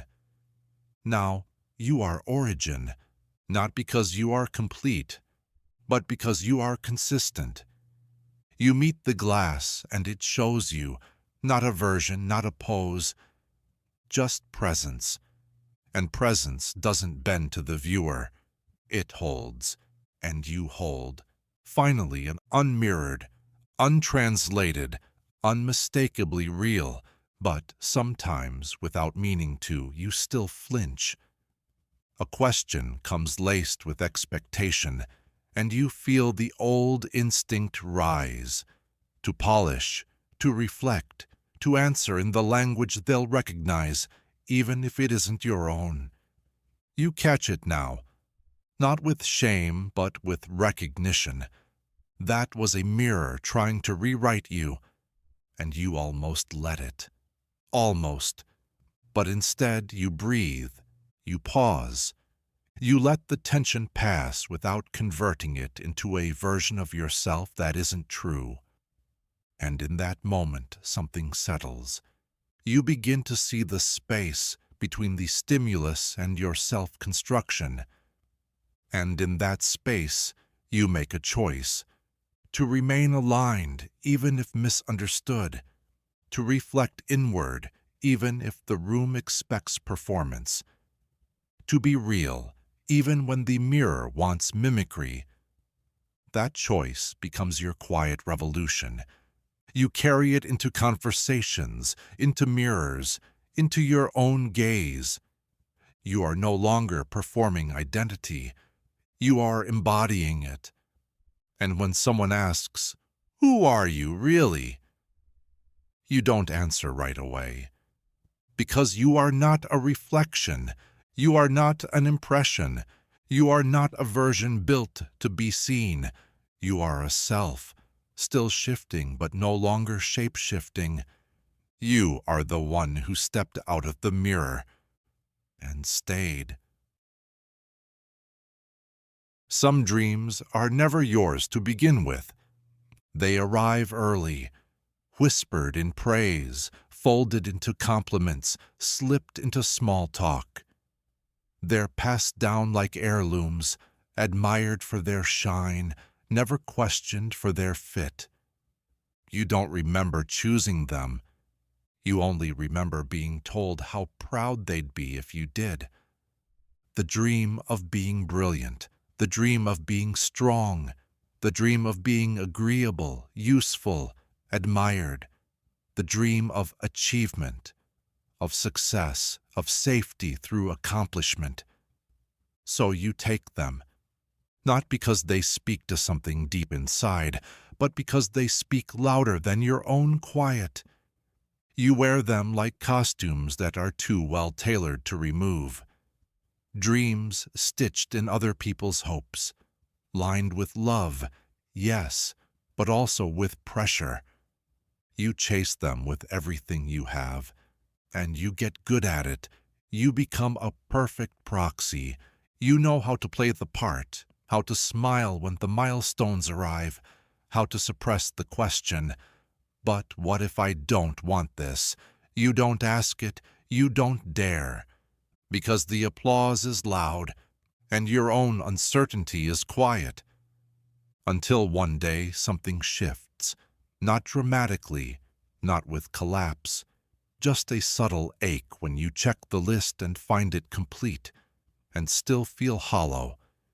You hold the dream in your hands, intact, finished, and wonder why it feels borrowed, why it doesn't hum, why it doesn't fit your silhouette when no one's looking. And then the quieter question surfaces. Whose dream is this? You look at its shape, its architecture, its walls, and you realize it was built for someone else's weather, for someone else's hunger. It doesn't breathe right in your hands. It doesn't move with your rhythm. It was never meant to. You mourn it. Even as you begin to loosen your grip, you mourn it.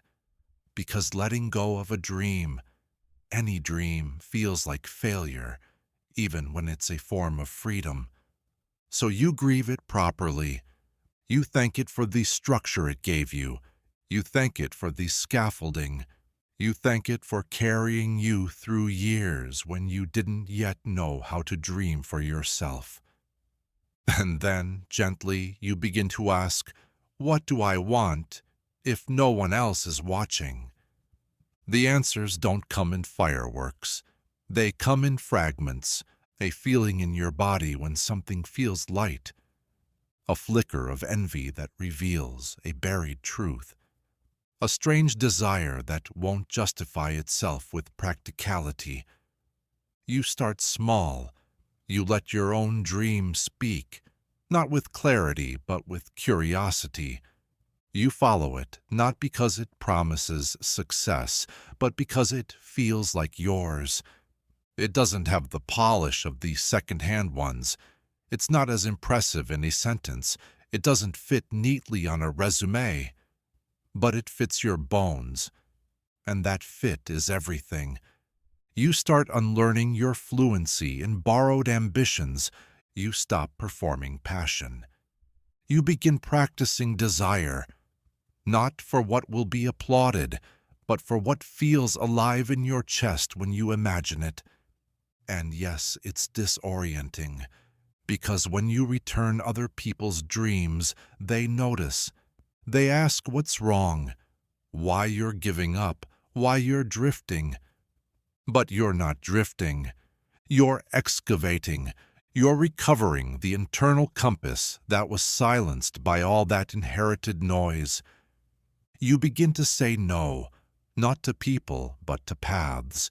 You begin to say yes, hesitantly, haltingly, to roads that don't come with maps, but come with breath. You find yourself envying strange things. Quiet mornings, unmeasured effort, laughter that doesn't need to be written down. And that envy teaches you. It's a mirror for your real longing. You start listening to what moves you, not what moves others. You stop translating your dreams into metrics. You let them stay ambiguous, messy. You let them change. Because real dreams evolve. They don't crystallize. They expand. And yours finally has room to do so. Some days you still miss the clarity of secondhand dreams. They were efficient. They came with applause. They made introductions easier. But you don't miss the hollowness. You don't miss the way you felt like a ghost inside your own ambition.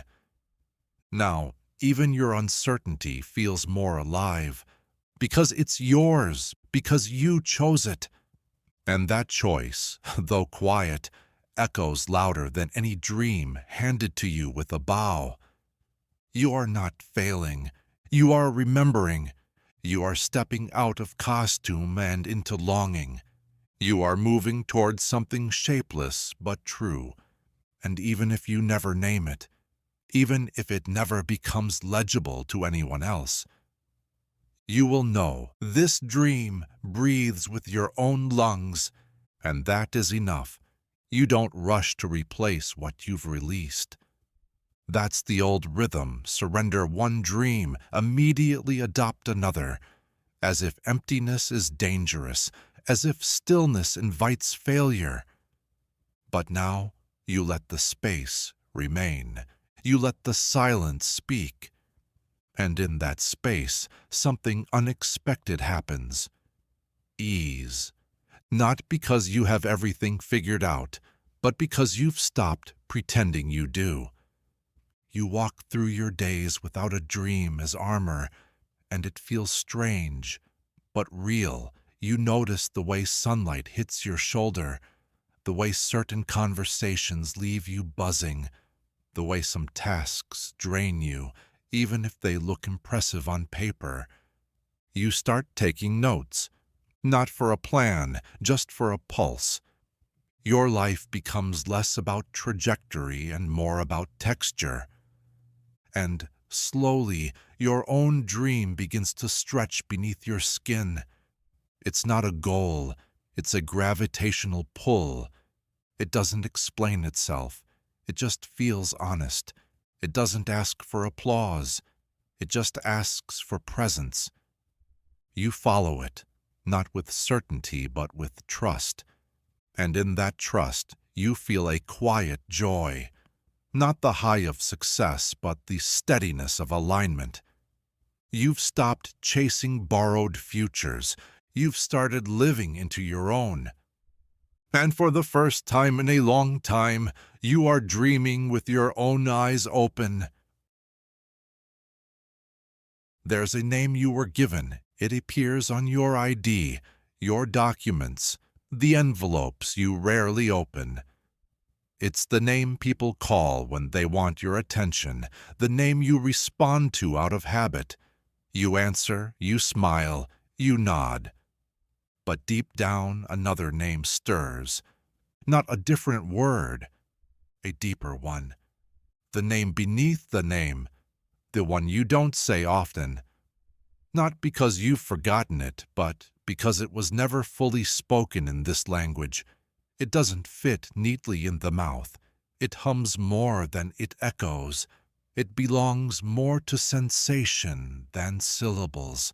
and it sleeps on a high, quiet shelf inside you, wrapped in silence, pressed between layers of should and almost, hidden under years of refinement, protected by the persona you had to wear just to stay known. This name wasn't lost, it was stored, because the world wasn't ready for it, because you weren't either, because it said things you weren't yet brave enough to hear. It didn't shout, it didn't demand, it waited, and all the while you lived under names designed to explain you. Smart, kind, difficult, talented, sensitive, strong. Useful names, praiseworthy names, but not complete ones. You started to build yourself around them. You got good at being who they said you were. You answered to them so often they became mirrors. And after a while, you began to believe the reflections, until something in you started to feel misplaced, not broken, just distant, like a song you used to hum but can't remember the words to, like a jacket that almost fits, like coming home to a house where the furniture has been rearranged by someone with good intentions, but no memory of how you live. You were still there, but your name had gone quiet, not absent, asleep. So you start visiting the shelf. At first cautiously, you brush away the dust. You don't wake it, not yet. You just sit nearby. You notice the shape of what you stored, the weight of it, the warmth. You start to realize how many of your choices were made from a distance. You didn't say no. You just didn't show up. You didn't run. You just dimmed your light. You didn't lie. You just kept your truth unopened. Because when your real name sleeps, you live in partial presence. You show enough of yourself to be recognized, but not enough to be seen. You speak in ways that earn agreement, but not understanding. And slowly, gently, that begins to ache. You miss your own voice, not the one shaped by survival, but the one shaped by soul. So you start to whisper, not loudly, not yet, just little sounds, tiny declarations, moments where your real tone slips through. I don't want that. I'm not sure. I need more time. And the name stirs. You say yes to something you used to fear. You say no without explaining why. You laugh in the wrong part of the story. You stop translating your joy into something less suspicious, and the name rises. You don't rush it. You let it return in pieces, not all at once, not as a banner, as breath, as music, as weight you no longer resist carrying. It doesn't need to be shouted. It only needs to be lived. You let it reshape your preferences. You let it disrupt your habits. You let it walk beside you, even when others still call the other name. Some don't notice the change. Some feel it immediately. They sense that you are no longer rehearsing. You are no longer answering on cue. You are no longer keeping your voice at a polite volume, because now you are responding to something older than approval, something truer than personality. You are answering to yourself, not as an idea, as a being. And one day you wake up and realize you're no longer visiting the shelf. You've taken the name down. You've worn it not as costume, but as skin. And it fits, not because it's new, because it always was. You just needed time, and now you have it. Now you are it. Now the shelf is empty, and the name sleeps no more. But some days you still forget. Not entirely, just enough to answer too quickly when someone calls the old name. You feel the tug, the tilt, the reflex to fit the shape they remember. And for a moment, the old rhythm returns. That's okay. Returning to yourself isn't linear. Some names linger like echoes. Some masks hang by the door, waiting for days when the world feels sharp again. But now, you notice. You catch the moment the echo lands in your mouth. You feel the discord in your chest, and instead of performing through it, you pause. You listen for your real name, the one humming just beneath the noise. And there it is, not loud, but steady. You realign. You respond again, this time from the center. And in that small reorientation, the name roots deeper, not in title, in tone, not in how others call you, in how you inhabit yourself. You are no longer waiting to be renamed by someone else. You have remembered what was never truly lost. You speak not to be confirmed, but to be connected. You act not to be seen, but to remain visible to yourself. This is the name you carry now, not out of defiance, out of recognition, out of return. You've worked so hard to make your life make sense, arranged it like a gallery, polished, labeled, lit just right. Every part of you placed where it belongs, chaos, edited, longing, reframed, rage, filtered through a flattering lens. Even your breakdowns dressed in meaning, your restlessness shaped into productivity. Every corner curated, not for deceit, but for coherence. You are the museum of your own becoming, and people walk through nodding. They admire your composure, your clarity, the intentionality of your arrangement. Such discipline, they say, such balance, and you smile because it's mostly true, but you also know what they can't see.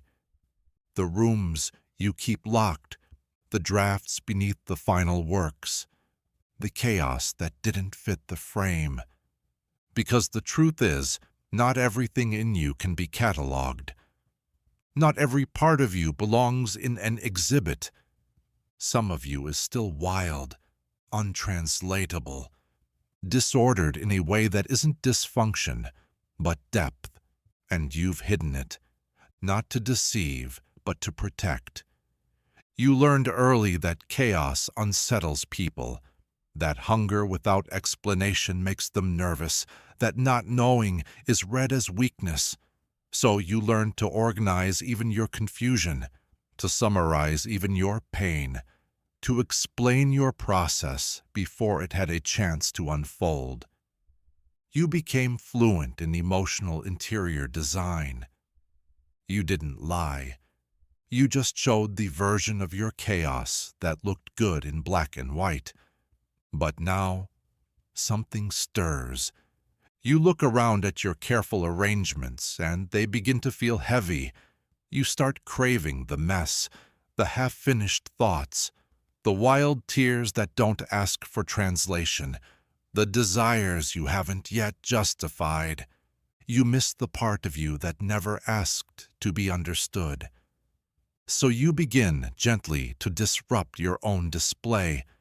You leave something unfinished. You speak before your thought is shaped. You cry in the middle of your sentence. You feel something and don't label it right away. And no one dies. The world does not collapse when you let your chaos show. Some people step back, but others lean in. Because uncurated truth is magnetic, not because it's clear, but because it's alive. You begin to trust that life can be messy and meaningful at the same time. That coherence isn't the only kind of clarity, that you don't need to explain the whole room to be welcome in it. You start letting contradictions coexist. You stop asking every emotion to arrive with context. You make space for the self that doesn't tidy up before entering the conversation. And what you find is not collapse, but expansion. You begin to see that your curated life, as beautiful as it was, had limits. It protected you, yes, but it also edited you. When now you are ready for something else, not destruction, integration. You bring the chaos out, not to dominate, but to be seen. You let it scrawl in the margins, you let it speak in riddles, you let it move like weather without a forecast. And in doing so, you begin to feel whole, not balanced, not consistent, but honest. And honesty, it turns out, doesn't always look symmetrical. It often looks like art made from torn pages, like laughter that turns to weeping mid-sentence, like joy that doesn't justify itself with evidence, like stillness with thunder just beneath it. This is your curated chaos now, not concealed, chosen, not tamed, trusted. It lives beside your order, not against it. They're not enemies, they're rhythm, their pulse, their truth. You are not here to be composed. You are here to be complete. And completeness requires disorder, requires contradiction, requires a little bit of wild. And now, at last, you are willing to be seen, not as a final piece, but as a living gallery. Still moving, still uncertain, still beautiful, even and especially when your edges don't match. There's a freedom in not needing every part of yourself to be explainable. You start letting people meet you in real time, not through the polished archive of who you've been. You stop translating your experience for legibility. You let your feeling speak its native tongue. Some won't understand. That's okay. You weren't made to be understood by everyone. You were made to be felt by those attuned to your frequency, not your formatting. You begin to notice how much beauty lives in the unedited, how the chaos you once feared holds a texture that the curated never could. It's not louder, it's deeper, a kind of authenticity that doesn't ask for confirmation. Now, when the urge to tidy your truth appears, you pause. You ask, what am I afraid they'll see? And whatever the answer is, you let it be seen, not to perform vulnerability, to practice being whole. You stop bracing for misinterpretation. You stop rehearsing resilience. You start living inside your own storm system with grace. Not because the chaos is over, but because you've finally stopped trying to cage it in a gallery of calm. Now, when people walk through your life, you don't show them rooms, you show them weather. And the ones who stay, they're the ones who don't need the sky to be clear to love the view. There was a mask you put on so often, it forgot it was a mask. At first it was simple, worn for certain rooms, certain roles, certain glances that made your skin contract. It helped you move unnoticed, helped you survive a tension that wasn't safe, helped you be chosen where your rawness might have been rejected. It wasn't deception, it was strategy. You thought you could take it off when you got home, you thought you could leave it by the door, hang it like a coat, peel it like a layer. But over time, something shifted. You wore it so long it fused, not to your skin, but to your memory. Not only did you forget what was beneath, it began forgetting you, too. You remember moments, but not how they felt. You see photographs, but they feel distant, like watching someone else's life through a slightly dirty pane of glass. And you begin to wonder, was I there at all? You were, but the mask was louder. It smiled even when you didn't. It said, "I'm fine," so convincingly, even your own grief got confused. It filtered every moment through its lens, until the only memories that survived were the ones that didn't contradict the mask's narrative. The joy was filed. The rage was redacted. The mask edited your life to match its performance. You didn't mean for this to happen. You thought you were in control. But the thing about repetition is, it teaches your nervous system what's real, even when it isn't. And the mask? It was consistent. Consistently agreeable, consistently competent, consistently composed. And so your body, brilliant in its loyalty, adjusted. It forgot how to register anything uncurated. It stopped letting in the full experience of pain because the mask wouldn't allow it. It dulled the sound of delight because delight was unprofessional. It dimmed awe, silenced grief, numbed wonder, all for the sake of continuity. And now you want to remember, not the story, the feeling, the breath of that moment, the wild pulse before you explained it, the weight of the silence before you filled it. The truth, not as text, but as temperature. You want your memory back.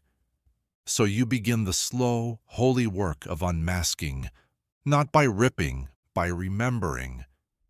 You revisit a moment with fresh eyes. You notice what your face was doing. Then you ask your body, what were you actually feeling? Sometimes the answer arrives like tears, other times like confusion. There are memories that return missing pieces. There are sensations you can't yet name. There are entire chapters that you lived through, but never felt. You hold them gently now. You don't force recall. You create conditions for remembrance. Stillness, safety, silence, slowness. You give your nervous system time to trust that the mask is no longer necessary. And slowly the veil lifts. Not all at once, not like cinema, but in fragments. A scent that undoes you. A laugh that feels unfamiliar, but yours. A moment where you answer a question honestly and feel dizzy from the depth of it. You start grieving, not just what happened, but what you didn't get to feel while it did. You start reclaiming, not just your truth, but your timeline. And eventually you meet a version of yourself you haven't seen in years. They're not as polished. They don't speak in polished statements. They don't smile automatically. But they're present. You let them walk beside you, even when others still expect the mask. You let them speak, even if their voice shakes. You let them misremember and then remember more fully than ever. This is what healing sounds like now. Not resolution. Recognition. You name the mask. You thank it. You say, "You helped me survive, but now I want to live." And the mask doesn't fight. It dissolves, because its work is done. And what remains is not just your face, it's your memory, wild, whole, and finally unfiltered. Some memories come back distorted, too sharp in places, too foggy in others. You don't try to correct them.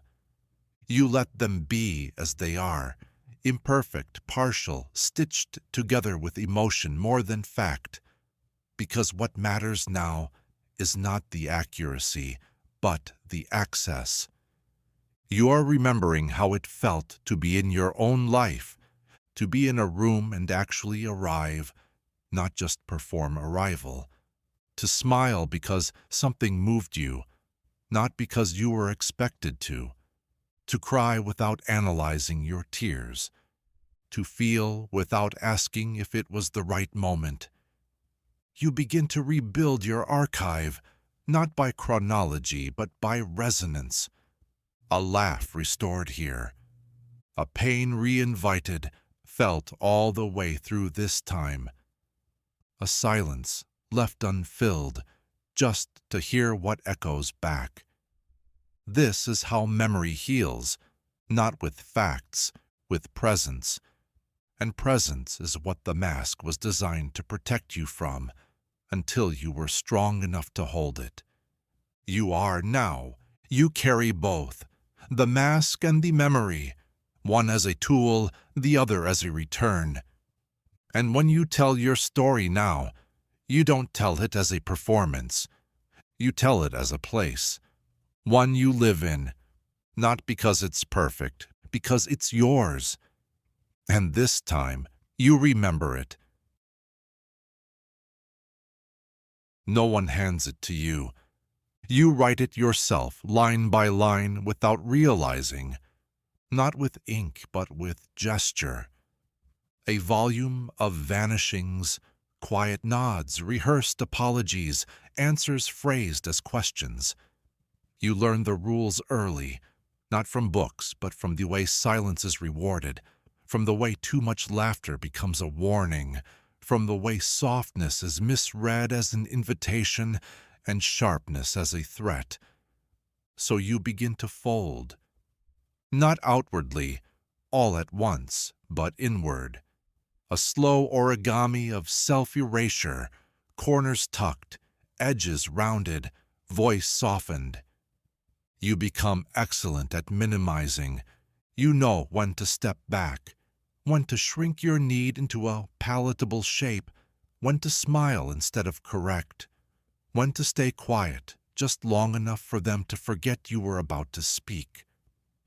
This is how invisibility begins, not as absence, but as adaptation. At first it feels like control. You're not muted. You're strategic. You're not gone. You're just background. And background is safe. Background is stable. Background gets praised for not interrupting. But you start to feel the trade. People forget your name in rooms you helped build. They take your silence as agreement, your restraint as consent. You stop being asked what you want. Eventually, you stop asking too. The manual grows thicker. You add sections on eye contact, just enough, not too much.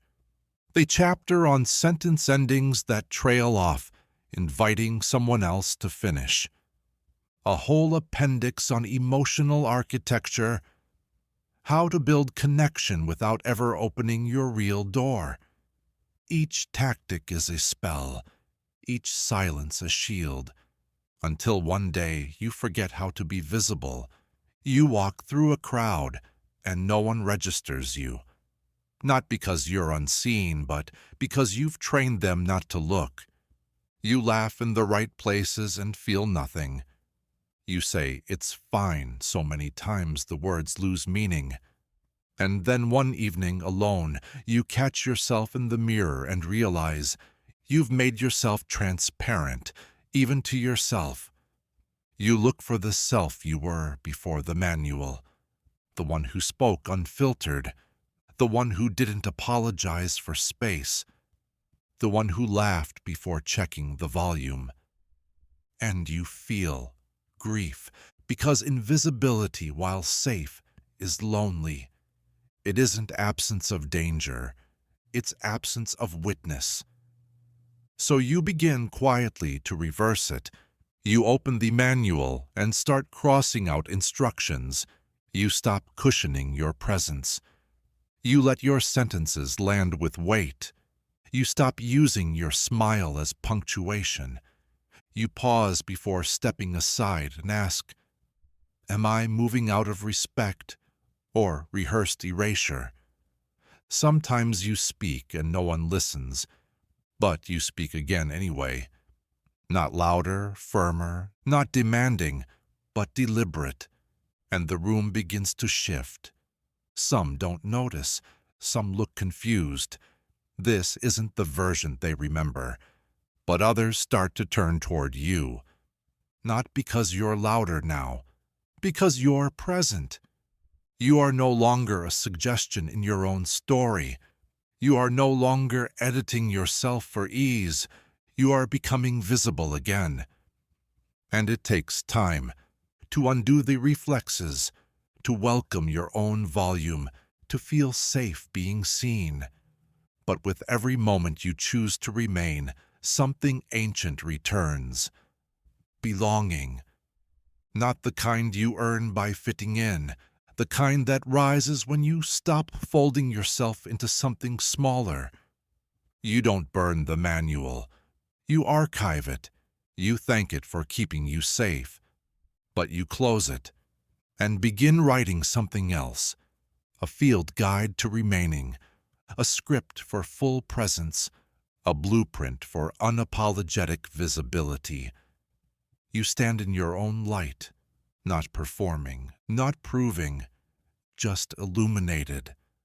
And now, when the old instructions whisper, make yourself small, smile, disappear, you respond with a new sentence.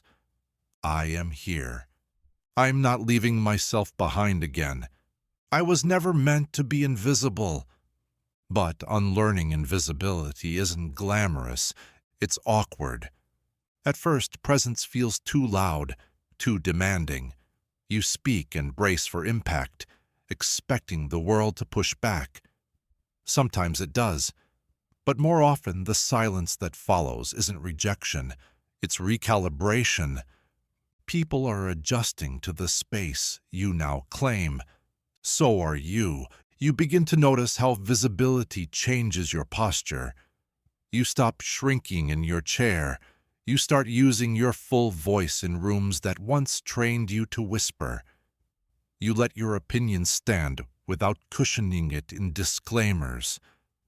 These are small things, but they add up.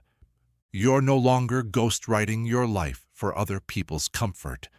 You're drafting something new in real time, messy, unfinished, but finally authored by you. And still, there are moments you slip. You fall back into the quiet.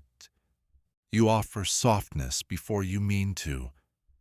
You notice someone's discomfort and instinctively shrink to make them feel taller. But now you notice that's the shift. The invisibility is no longer automatic.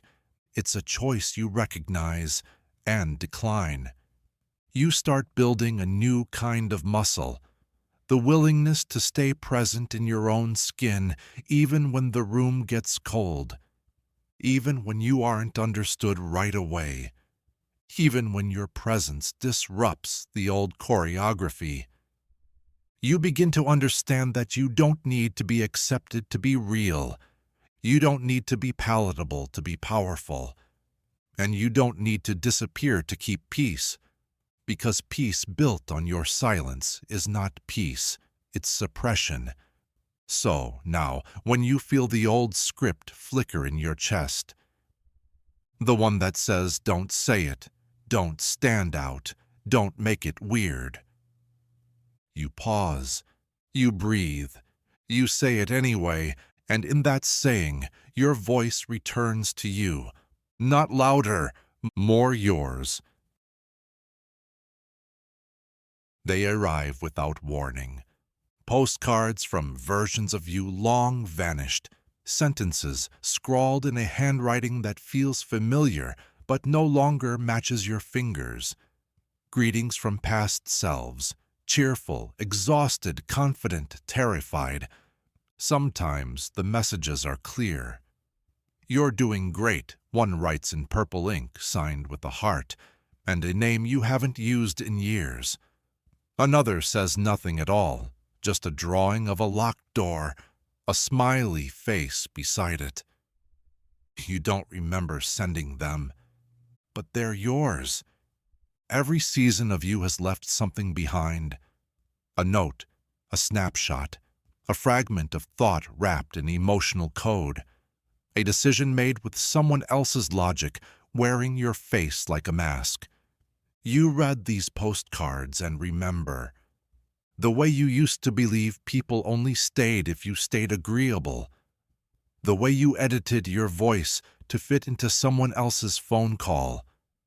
The way you thought love was earned through excellence, and pain should be hidden in soft, presentable shapes. None of these identities were lies. They were timestamps, proof that you were there, trying, adapting, becoming. You don't hate the sender. You don't laugh at their phrasing even when it's naive. You recognize the necessity of every version, the one who didn't say what she meant, the one who overcorrected, the one who avoided mirrors, the one who craved mirrors, the one who sent too many messages at once, and the one who never replied at all. They were all messengers. And now the messages are arriving, not for nostalgia, for integration. You begin to gather them, each identity like a puzzle piece, not to form a single picture, but to build a gallery of your becoming. You stop expecting cohesion. You allow contradiction. You read a postcard that says, "I love everything fast," and another that says, "Slowness is sacred." Both are yours. You received one from a version of you who smiled too much, always too early, and one from the self who said nothing for months and called it peace. You hold them both, not to choose between them, but to learn what they were each trying to say beneath the script. This is the deeper language, pattern beneath posture, feeling beneath phrase. You realize every identity was a translation, a try, a guess at how to survive that moment with the resources you had. Some wrote in ink, some in silence, some in fire. All of them were attempts at being real. You don't have to go back to them. You just have to let them speak now. Some of their voices are strained from being ignored. Some arrive reluctantly. But one by one, they sit at your table, setting down their messages, asking not to be relived, but to be read. You do. And you write back, not with apology, with acknowledgement, with presence. You say, "I see you." You say, "You did your best with what you knew." You say, "I'm still carrying your questions." And slowly, those questions stop being burdens. They become bridges, not to certainty, to continuity. You begin to feel yourself not as a single identity, but as a chorus of remembered attempts, some brave, some afraid, all valid. You stop asking which version of me was right. You begin asking, what did each one need? And in answering that, you stop sending postcards from personas. You start writing letters from presence, full paragraphs, full breath. Not designed for performance, not filtered for approval. Just truth in your current handwriting, messy, honest, unsent sometimes, but always real. You hang the postcards on the wall, not as reminders of failure, as testimony. You were there. You existed in 1,000 forms, each one cracked open by experience, reshaped by insight, softened by time. And you're still here, still receiving, still writing back, still becoming. Some postcards arrive with no return address, just a feeling, a scent, a song you forgot you ever loved. You're driving and suddenly feel a rush of anger you can't trace, or joy that feels borrowed, or a pang of grief that belongs to someone you used to be. These are the unspoken ones, the versions of you who didn't write words but left imprints. You don't need to decipher them. You just need to let them land. Let them be received. Let them sit beside you in the present moment and not be exiled back into silence. Because you've lived many lives within this one, each identity didn't cancel the last, it layered it. And now those layers press gently against each other like pages in a long-forgotten journal.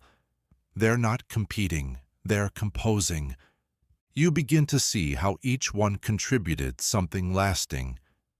The self who people pleased gave you the blueprint for empathy, now unburdened by erasure. The self who disappeared taught you how to listen in spaces without noise. The self who tried too hard at everything, they gave you a work ethic that now bows to rest. Even the selves you outgrew gave you architecture. Even the ones you regret gave you texture. You were never without voice. You were writing in dialects you hadn't yet translated. And now, finally, you are fluent in your own history. Not because it's neat, but because it's yours. So you start archiving with tenderness, not to glorify the past, but to stop running from it. You make space for your previous selves to breathe, not as ghosts, but as ancestors. They shaped you. They survived things you no longer have to. They left messages so the current you could build a life with more permission. And now, in this season, you are the one writing postcards forward. You write to the self you'll be in 5 years. You don't offer advice. You offer presence. You say, "You're allowed to become someone I can't yet imagine." You say, "Take what you need, not just what I've preserved." You say, "Whatever you drop, I'll understand." I know how heavy all this can be. Because you finally realize identity isn't a fixed portrait. It's correspondence. It's conversation across time. And the more you respond, the less fragmented you feel. You begin to move through life not as a performance, but as a dialogue. Ongoing, open, unrushed. You don't need to figure out which self was the real one. They all were. Real in the moment they were written, necessary in the landscape they emerged from. And now you're building something bigger than consistency. You're building continuity. A way of being that includes the drafts, that includes the contradictions, that includes the silence between versions. You are a postcard still being written. And now, for the first time, the address says, "Return to Self." You learned how to move before you learned how to feel, how to lift your chin just enough to signal confidence, how to pause before speaking just long enough to seem thoughtful, how to nod, to smile, to perform stability in rooms that didn't feel safe. It became second nature, a script written into muscle memory. Gesture before instinct, form before feeling. You thought it was control, but it was choreography, a marionette version of yourself, graceful, fluent, pleasing. You moved through the world like a well-rehearsed performance, every string pulled with intention, each emotion smoothed into legibility. People applauded. They called it poise, maturity, strength. They didn't see the strings. They didn't feel the tension in your wrists, the way your jaw locked to keep from saying the thing that would make the room uncomfortable. They didn't see how tightly the performance fit over your pulse, because puppets don't bleed. Or so you told yourself, until the string snapped. Not all of them, just one. A single moment when your voice cracked unscripted, when your laughter didn't match the room, when your truth stepped out mid-sentence and forgot its lines. And someone noticed. They looked at you, not with confusion, but with recognition, not with judgment, but with presence. And for the first time in too long, you felt something unfamiliar, unstaged, unmasked, real, and your fingers trembled. Because even puppets have nerves. Even in performance, there is a body beneath, a breath, a pulse that remembers what it feels like to be more than a silhouette in someone else's show. You start to notice how often you're being puppeted by politeness, by anxiety, by unspoken roles so rehearsed they've become reflex. And you start gently testing the strings. What happens if I don't smile? What happens if I speak first? What happens if I say I don't know? At first, the strings pull back. They remind you of what's expected, but you keep testing, not out of rebellion, out of curiosity. Because what if the performance is no longer necessary? What if you were never meant to be this controlled? What if the version of you that kept everything running isn't the only one capable of surviving?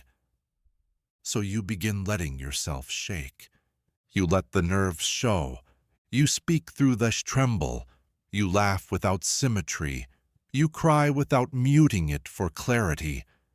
You move like someone learning to walk again, not for a stage, but for sensation. And in that shaky, unscripted movement, something flickers. Freedom. Not absence of fear, but presence of feeling. The self beneath the strings is clumsy, yes, but present. And presence is what the puppet never had. So you stop resenting the performance. You thank it. It kept you intact. But now you want something more than coherence. You want contact. You want your hand to move because your body asked it to. Not because 1,000 rehearsals whispered, now. You want your face to rest when it's tired, and burn when it's furious. You want to feel your own weight, not as resistance, but as arrival. And slowly you cut the strings, one by one, not with rage, with reverence. Because you're not breaking anything. You're returning. You don't need to prove anything anymore. You don't need to hold the room together with performance. You let your posture collapse into honesty. You let your breath arrive unplanned. You move, not to be seen, but to feel that you're still here. And you are, not controlled, not curated, not corrected mid-sentence, just you, unstrung, uneven, undeniably alive. But even after the strings are gone, the movements remain. Your body still remembers how to perform, how to smile without feeling it, how to nod before you've even listened, how to shrink a reaction into something more elegant. This isn't deception, it's residue. You catch yourself striking the old poses, not out of fear, but habit. You pause. You ask, whose cue was I waiting for? And in that moment of stillness, you begin to rewire. You remind yourself that you no longer have to be animated from outside, that you can speak even if your voice wavers, that your opinion doesn't need to arrive polished. That presence doesn't require perfection. It requires permission. Yours. You start letting sensation guide you instead of expectation. You stretch not because it's part of a routine, but because your back aches. You cry not because it's dramatic, but because the feeling has nowhere else to go. You let silence linger, even when someone expects you to fill it. You stop twitching toward applause. Because now you're not here to perform a life. You're here to inhabit one, and the body, once muted by choreography, starts to speak again, through shivers, through instincts, through choices that make no sense on paper, but feel like coming home. You walk differently. You don't rush to gestures that soften your presence. You don't shrink when someone raises an eyebrow. You stay. You feel the tension in the room and don't offer yourself as the bridge. This is the courage of the unpuppeted, not loud, not dramatic, just awake. Your limbs are clumsy, yes, but they are yours now. Your voice stammers sometimes, but it carries you, not a character. And the world begins to respond. Some people miss the puppet, the reliable cues, the consistent scripts. But others meet your movement with their own. No strings, no show, just presence. Real, trembling, human together. You've been a lot of people, not out of deception, but devotion. You learned, often without knowing, how to shape yourself into what the moment required. Not always dramatically, sometimes just by listening more than speaking, by saying yes when your body said maybe, by staying calm so others wouldn't unravel. You became who they needed, the peacemaker, the strong one, the soft shoulder, the clear thinker, the invisible background that held everything else in place. And you did it well, so well, in fact, that no one asked if it was costing you anything. You became a mirror that made everyone feel visible, a shelter that never asked for rent, a rhythm others could sink to, even if it meant losing your own tempo. And at first, it felt like love, to give without being asked, to anticipate needs before they were spoken, to be relied on always. But eventually, something inside began to fray. You started to feel hollow, not because you were empty, but because you were full of versions of yourself that had no space to exhale. You said, "I'm fine." So often it became a wallpaper over your ache.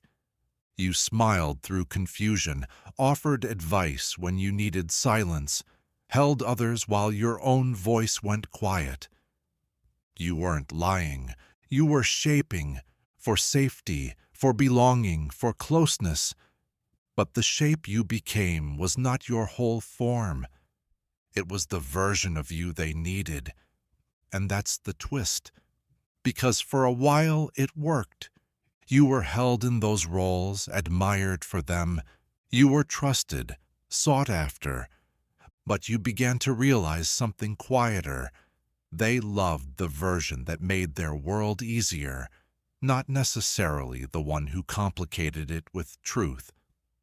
So you tried to keep it going. You tried to become who everyone needed. Until one day you asked the most dangerous question, what if I'm no one when I'm not being needed?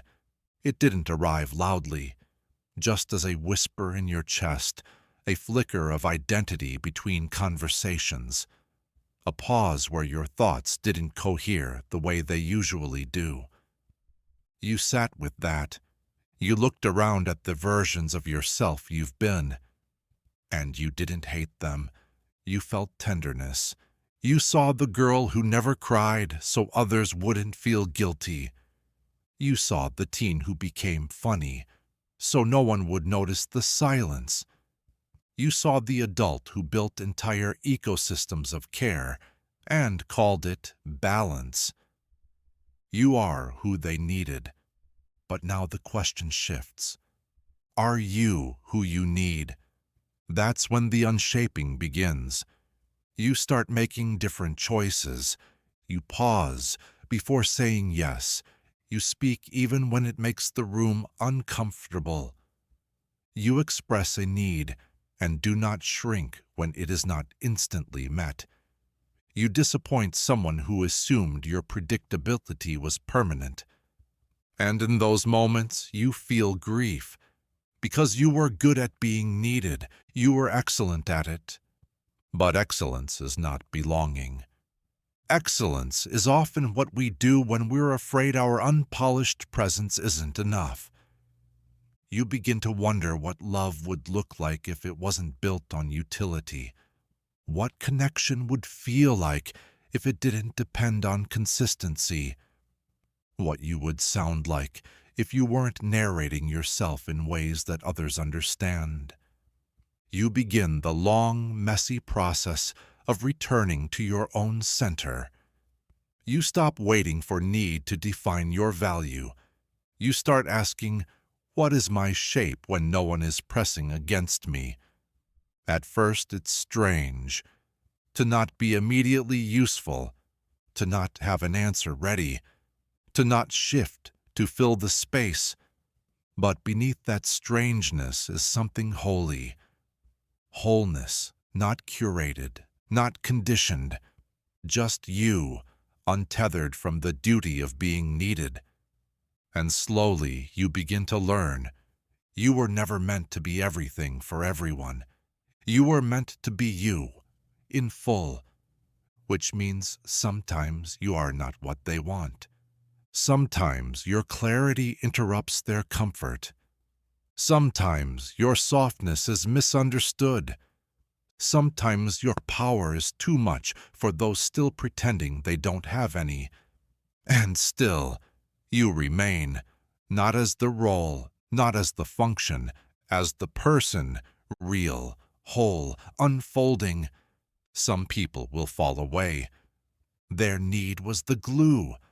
But others will find you, not because they need you to complete them, but because your presence reminds them they were never broken. You stop holding up everyone else's sky. You begin building ground beneath your own feet. And for the first time, you're not wondering if you're enough. You're simply being.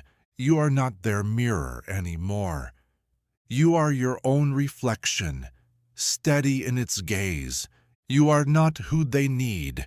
You are who you are. And finally, that is enough. But sometimes the old need returns, not from others, but from within. You catch yourself adjusting your tone mid-sentence, offering help before anyone asks. Smiling just a little too quickly when something stings. It's subtle. The muscle memory of being needed runs deep, and for a moment you miss the certainty that came with it, the praise, the predictability, the sense of identity shaped around being indispensable. Being who they needed was exhausting, but it was clear. This new version, this you that isn't constantly orbiting someone else's gravity, feels uncharted. You hesitate, you second-guess. You say what you mean and flinch afterward, waiting for fallout. And sometimes it comes, but more often it doesn't. More often the sky holds. The silence stays kind. The world doesn't shatter when you stop translating yourself. You begin to feel something radical. You are allowed to exist outside of service. You are allowed to love without managing, to listen without fixing, to speak without smoothing the edges. And in those moments, something stronger than identity begins to take root. Integrity, not as moral high ground, but as alignment. You become less interested in being needed, more interested in being real. Because now you know, to be needed is a kind of bond, but to be met, to be known without shape-shifting, that is belonging. And you are no longer sculpting yourself for connection. You are standing as you are and seeing who steps closer without asking you to become smaller in exchange. That's how you know you've returned. Not because you're louder, because you're whole.